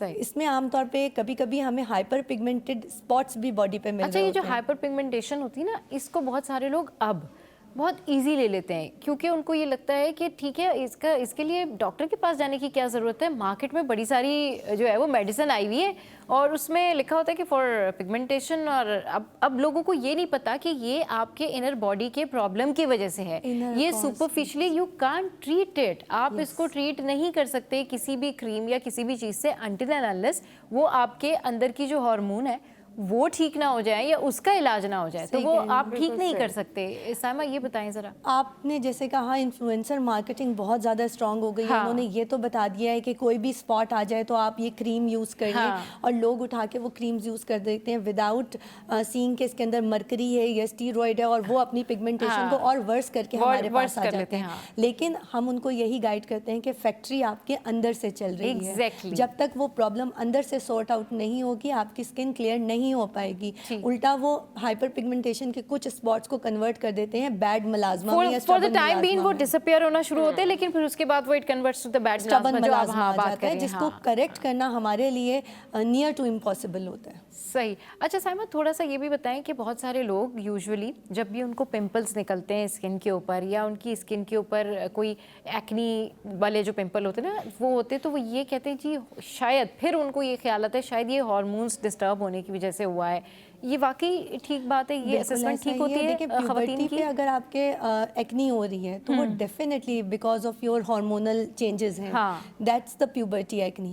اس میں ہم اس کو سمٹومیٹیکلی ٹریٹ کر سکتے ہیں اسکن کے اوپر سپرفیشلی، بیکاز وی نو کہ یہ 4 سے 5 سال کا پیریڈ ہے جس میں پیوبرٹی کمپلیٹ ہوگی تو ایکنی بھی سبسائڈ کر جائے گی. بٹ وہ ڈیزیز میں تو نہیں آتا نا، اس کے اوپر ہارمونل میڈیکیشن کی ضرورت نہیں ہوتی، پھر وہ آپ جو ایک ٹائم لمٹ تک ان کو اس حوالے سے ٹریٹ کرتے ہیں. چلیے جی، پروگرام میں یہ وقت ہے بریک کا، اور اتنی اچھی باتیں کر رہے ہیں میں، ڈاکٹر سائمہ، ڈاکٹر شائستہ کہ دل نہیں کرا کہ بریک لیا جائے، لیکن بریک تو بنتا ہے یہاں پر. تو بریک کے بعد واپس آئیں گے اور پھر مزید اسکن سے ریلیٹڈ اور آپ کی ہیلتھ سے ریلیٹڈ ڈسکس کریں گے. Stay with us. Welcome back. تو ہارمونل امبیلنس کی بات ہو رہی ہے، اور جب یہ امبیلنس ہو جاتے ہیں آپ کی باڈی میں تو اس کا افیکٹ جو ہے وہ آپ کی باڈی کے اندر بھی ہوتا ہے اور پھر آپ کی اسکن پہ بھی ہوتا ہے. تو ہم یہ بات کر رہے ہیں کہ یہاں پہ ہمیں کمبینیشن رکھنا چاہیے ڈاکٹرز کا जैसे कि गायनेकोलॉजिस्ट का कॉम्बिनेशन स्किन के डॉक्टर के साथ यानी डर्मा के डॉक्टर का रखना चाहिए, ताकि आप अंदरूनी तौर पर भी सेहतमंद हो और आपकी स्किन के ऊपर फिर बाद में जो साइड इफेक्ट है वो भी क्लियर हो सके। तो डॉक्टर शाइस्ता, जिस तरह से अभी हम बात कर रहे थे कि ये ट्रायो होना चाहिए और आपने फिर उसमें कहा कि जो एंडोक्राइनोलॉजिस्ट हैं उनको भी ऐड ऑन कर लें, तो ये तीनों ट्रायो जो है ना आपने अपनी डॉक्टर्स के रखने, और उससे ये होगा कि आप मुकम्मल तौर पर सेहतयाब हो जाएंगे। फिर जो लोग शिकायत करते हैं ना कि हमें हार्मोनल इम्बैलेंस हुआ, फिर हमने ट्रीटमेंट करवाई तो हमारी स्किन को प्रॉब्लम हुई, तो आप डर्मा के पास जा सकते हैं एंड देन एंडोक्राइनोलॉजिस्ट के पास आप जा सकते हैं। So make it a trio और अपनी ज़िंदगी जो है वो आसान बना लें, आसान बनाए, खूबसूरत बनाए, खूबसूरत बनाए। यस। अच्छा, ये बताइएगा डॉक्टर शाइस्ता कि अब ये जो ट्रीटमेंट्स होते हैं हार्मोन्स के या इसके जो इम्बैलेंस के ट्रीटमेंट होते हैं, हमने साइन एंड सिम्टम्स के ऊपर भी ओवरऑल सारी बात कर ली, ये बताएं कि ये कितने दिन में ठीक हो जाता है ये इश्यूज़, और लोग जो भी आते हैं, जो पेशेंट आता है उसको सबसे पहला सवाल ये होता है कि भाई ये मैं कब तक ठीक हो जाऊँ? बिल्कुल बिल्कुल, ये सबसे ज़्यादा पूछा जाने वाला सबसे ज़्यादा पूछे जाने वाला सवाल, और it's very difficult to define कि यार तुम कितने अरसे तक ये दवा लोगी। लेकिन मैं सबसे पहले यही बात कहती हूँ, देखो जी आ गए है ना, डायग्नोसिस हो गई है, सबसे पहले आप अपने डॉक्टर के ऊपर फेथ रखें। सही। अगर आपकी डॉक्टर आपकी नेचर ऑफ डिजीज समझ गई, सही, आपके हार्मोन्स को समझ गई है, और उसको रीज़न समझ आ गया कि जी क्या क्या है, और उसने एक दफ़ा आपकी ट्रीटमेंट प्लान कर दी है, तो ज़्यादातर मैंने देखा है अगर पीसीओएस से रिलेटेड है ना, तो वो तकरीबन 6 to 9 मंथ, बस समटाइम 1 ईयर भी आपने ट्रीटमेंट देनी है। फिर उसके बाद आपने देखना है कि उसकी जो कंप्लेंट्स थी उस वक्त की, वो अगर डिसॉल्व हो गई तो आप एक ब्रेक ले सकते हैं। अच्छा, ठीक है। जैसे अगर साइकिल इरेगुलर थे, ओबेसिटी थी, और मतलब ये अनमैरिड गर्ल्स की है ना कंप्लेंट्स, तो इसके लिए तो सिंपल आपको ओसी पिल्स है, okay, combined oral contraceptive pills, ठीक है, जिसमें ईस्ट्रोजन है, प्रोजेस्टेरोन है, एंटी एंड्रोजेंस हैं। ठीक है, ठीक है। आपने ये दिया, आपने आराम से 9 to 12 मंथ्स दिया, साथ साथ उसको देख लिया जी उसने वेट रिड्यूस कर लिया, सही, स्किन उसकी अच्छी हो गई, अल्ट्रासाउंड में मॉर्फोलॉजिकल अपीयरेंस ओवरीज की सही हो गई, ठीक, तो आप इसको स्टॉप कर दें।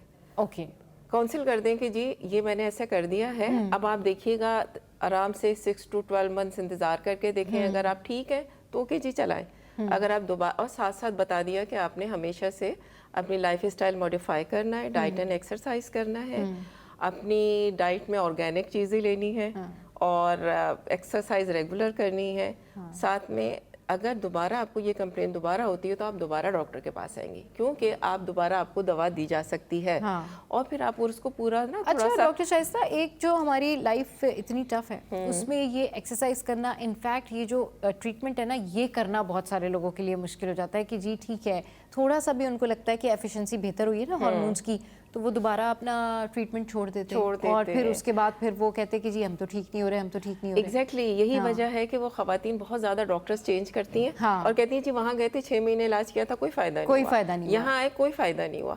तो यही चीज़ आपने ना उनके दिमाग से निकालनी है कि आपका एक तो ट्रीटमेंट पूरा कभी होगा ही नहीं, बस सिर्फ आपको मैनेज करना है अकॉर्डिंग टू योर कंप्लेंट्स। अगर अब अभी आप यंग हैं तो आपकी ये कंप्लेंट है, डॉक्टर शादी हो गई, इसमें मैं ऐड करना चाहूँगी, फ़ायदा इसलिए भी नहीं होता क्योंकि घर में मशवरा देने वाले बहुत सारे लोग हैं जो मेडिसिन लाने के बाद डॉक्टर के कहते हैं अरे अरे अरे डॉक्टर ने तुम्हें दवाई दी थी, इससे तुम्हारी फर्टिलिटी खराब हो जाएगी, इससे तो तुम्हारे आगे मसले आ जाएंगे। यही जब मैं इंट्रोड्यूस करा रही थी ना आपको, तो यही मैंने कहा था इंट्रो में भी कि भाई हमारे यहाँ जो ये सेल्फ इमेजिनेशन और सेल्फ मेडिकेशन और ये जो साइड्स के मशवरे होते हैं ना, बहुत सारे डॉक्टर्स, हाँ फैमिली डॉक्टर्स, सॉरी मैं बात काटना चाहूँगी, इस वक्त डॉक्टर की रिस्पॉन्सिबिलिटी है कि आप फर्स्ट सिटिंग में बहुत अच्छी डिटेल एक सेशन करें, सही, मदर के साथ, या अगर सास आ रही है या हस्बैंड आ रहे हैं, अगर आफ्टर मैरिज आ रही है तो एक डिटेल डिस्कशन करें, नेचर ऑफ डिजीज बताएं, और हर मेडिसिन का आप उसको रोल बताएं, ठीक, कि इसका इस वक्त ये रोल है डेफिनेटली, क्योंकि लड़कियां समझदार हैं, आजकल वो वैसे भी पीछे जाके सब पढ़ लेती हैं, गूगल से सब देख लेती हैं। अच्छा, मजे की बात ये कि सबके पास अवेयरनेस है, सब समझदार हैं, सब गूगल सब रिसर्च करते हैं, ठीक है जी, सब लोग देख लेते हैं,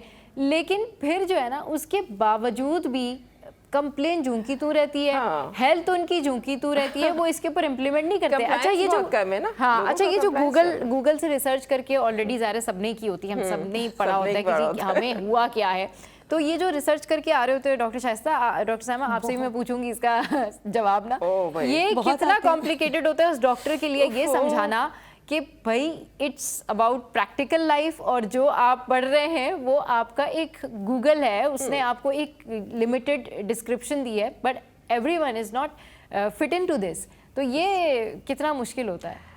सम टाइम तो आपको इतना डिफ़िकल्ट होता है कि हर पेशेंट आके एक तो ये कहती है, इवन फॉलिक एसिड का भी बताते हैं कि जी रोल बताएं या आपने मेडिसिन दी क्यों और सब तो ये बताना भाई, अब ये तो मैं कहती हूँ डॉक्टर की रिस्पॉन्सिबिलिटी है, हमें ज़रा पेशेंस और टॉलरेंस के साथ बताना पड़ता है, सेटिस्फाई भी हो जाए, बताना पड़ता है। साथ में वो काउंसिल ये भी करते हैं ना, हमने तो गूगल पे ये पढ़ा था, तो मेरा एक सिंपल सा जवाब होता है कि अगर गूगल सबको डॉक्टर बना देता तो फिर सारे इंस्टीट्यूट्स बंद हो जाते और डॉक्टर बनना बंद हो जाते, फिर हम गूगल से ही ट्रीटमेंट कराते। आपको ये समझने की ज़रूरत है गूगल पे जितने आर्टिकल्स हैं वो सब के सब लेकिन साइमा एक ये भी तो है ना, चलिए जी अब अगर गूगल है या बहुत सारे ऐसे ऐप्स हैं जो हमें अवेयरनेस देते हैं और हम अवेयरनेस लेके डॉक्टर के पास जाते भी है, तो अगर हम सवाल करते तो इसमें प्रॉब्लम क्या है? ये डॉक्टर्स जो हैं ऐसे ऐसे करके घूरते क्यों हैं? हमें क्यों देखते हैं ये कि भाई ये क्या सवाल करने आए? पॉजिटिव वे में भी लेना चाहिए। अच्छा, इट्स अ गुड थिंग कि देखें ना, इससे आपको भी थोड़ी सी एक अपनी नॉलेज को हमेशा अपडेट आप भी करेंगी, आप भी ज़माने के साथ चलेंगी।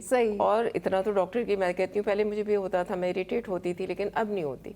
अब मैं कहती हूँ नहीं, ये आपकी रिस्पॉन्सिबिलिटी है कि आप उसको ये सारी क्वायरीज को सॉल्व करें, उसको बहुत अच्छी तरह नेचर ऑफ इसके जो सबसे ज्यादा जो कहना चाहिए ना कि सबसे ज्यादा सवालात आते होंगे वो साइमा के पास आते हैं, क्योंकि स्किन से रिलेटेड जितनी गूगल सर्च होती है और सवालात होते हैं डर्मा की डॉक्टर से। आजकल तो टिकटॉक पे बहुत ज्यादा स्किन की रील्स अवेलेबल हैं जिसको देख देख के लोग आते हैं, उसके हवाले से क्वेश्चन करते हैं कि हमने फला चीज देखी, अब हम अपनी स्किन पे क्या ये यूज कर सकते हैं। तो मैं रेकमेंड यही करवाती हूँ कि आप एक दफा डॉक्टर को जरूर विजिट करो, अपनी स्किन दिखा लें। आपकी स्किन पे अगर डॉक्टर को लग रहा है कि ये चीज रिक्वायर्ड है तो फिर यूज करें। इसका कितना इम्पैक्ट हुआ है आपके काम पे कि जो स्किन के डॉक्टर है, डर्मा के डॉक्टर है, जाहिर है उन्होंने इतना स्पेशलाइज्ड किया होता है, सब कुछ पढ़ा होता है, और फिर टिकटॉक हो, गूगल हो, फेसबुक हो, ये ऐप से पढ़ के लोग आते हैं और फिर लोग कहते हैं जी ये हमें ये पता है, आप हमें ये जो है ना वो प्रिस्क्राइब करें, ये लिख के दें आप हमें। जैसे पीसीओएस की बात है ना, बहुत सारे लोगों ने ये तो पढ़ लिया कि ओबेसिटी के साथ एसोसिएटेड है पीसीओएस, अब हमें ओबेसिटी ख़त्म करनी है, तो वो डायरेक्टली आके कहेंगे मोटे हो गए हैं, हमें ओजेम्पिक लगा दें, या हमें this brand of weight loss tablet use करनी है, या ये इंजेक्शन यूज़ करना है। तो हमारा यही उनके साथ होता है कि देखें मैं जितना मर्जी आपका वज़न लूज़ करूँ वो रेजिस्टेंस आएगी मुझे, क्योंकि वो हार्मोन है अंदर जो मुझे रेजिस्ट कर रहे हैं। तो जब तक आप उसको पर्टिकुलर चीज़ को ट्रीट नहीं करेंगी, there is no use of giving you unwanted injection, क्योंकि ये आपके लिवर को डैमेज कर सकते हैं, आपके किडनी को डैमेज कर सकते हैं। So rather than taking unnecessary a lot of injections, it's better कि आप गायनेकोलॉजिस्ट के पास जाके पहले अपना प्रोफाइल कंप्लीट चेक करवा के अपनी एक मेडिकेशन लें, then come to us for obesity.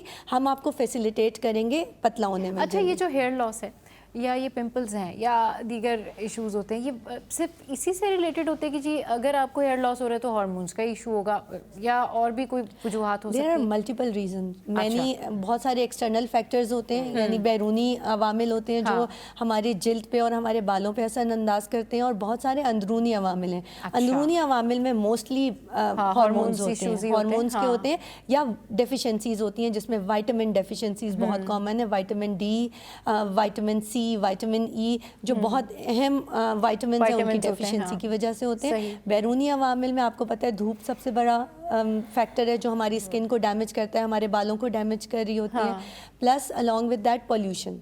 Right, जो जितनी ज़्यादा पोल्यूशन है, ये डर्ट, पोल्यूशन, डेब्रिस, ये हमारी स्किन पे आके डिपॉजिट करता है, पोर्स को क्लॉग करता है। जैसे हम ब्रीथ करते हैं, इन द सेम वे हमारी स्किन के पोर्स भी ब्रीथ करते हैं। द मोमेंट वो क्लॉग हो जाते हैं तो उसकी वजह से उनकी ब्रीदिंग रुक जाती है, नीचे जो ऑयल की प्रोडक्शन है वो ऑयल ड्रेन नहीं हो पाता। जब ऑयल ड्रेन नहीं होता तो एक्नी बनती है, स्किन डल हो जाती है, पैचेस आते हैं, हेयर फॉल शुरू हो जाता है, डेंड्रफ का इशू होता है, बहुत सारे कॉज। आज हमारी यही कोशिश थी कि ज़्यादा से ज़्यादा जो है वो आपको बताया जाए कि स्किन से रिलेटेड अगर जो हार्मोन चेंज होते हैं उसके स्किन पे क्या असरात होते हैं, और इसके अलावा अंदरूनी तौर पर आपकी बॉडी में इसके क्या असरात होते हैं। तो यहाँ वक्त तो एक ब्रेक का, आपने कहीं वेलकम बैक। तो डॉक्टर साइमा और डॉक्टर शाइस्ता हमारे साथ मौजूद हैं और हम यही डिस्कस कर रहे हैं कि जो हार्मोनल इम्बैलेंस होता है इसका क्या इम्पैक्ट होता है। अभी जिस तरह से हम बात कर रहे थे डॉक्टर शाइस्ता डॉक्टर साइमा के साथ में कि ये जो स्किन के इफ़ेक्ट्स होते हैं ना, बहुत सारे लोग इसको सुपरफिशली ट्रीट करने की कोशिश करते हैं कि नहीं हमें अंदरूनी तौर पर कोई मसला नहीं है।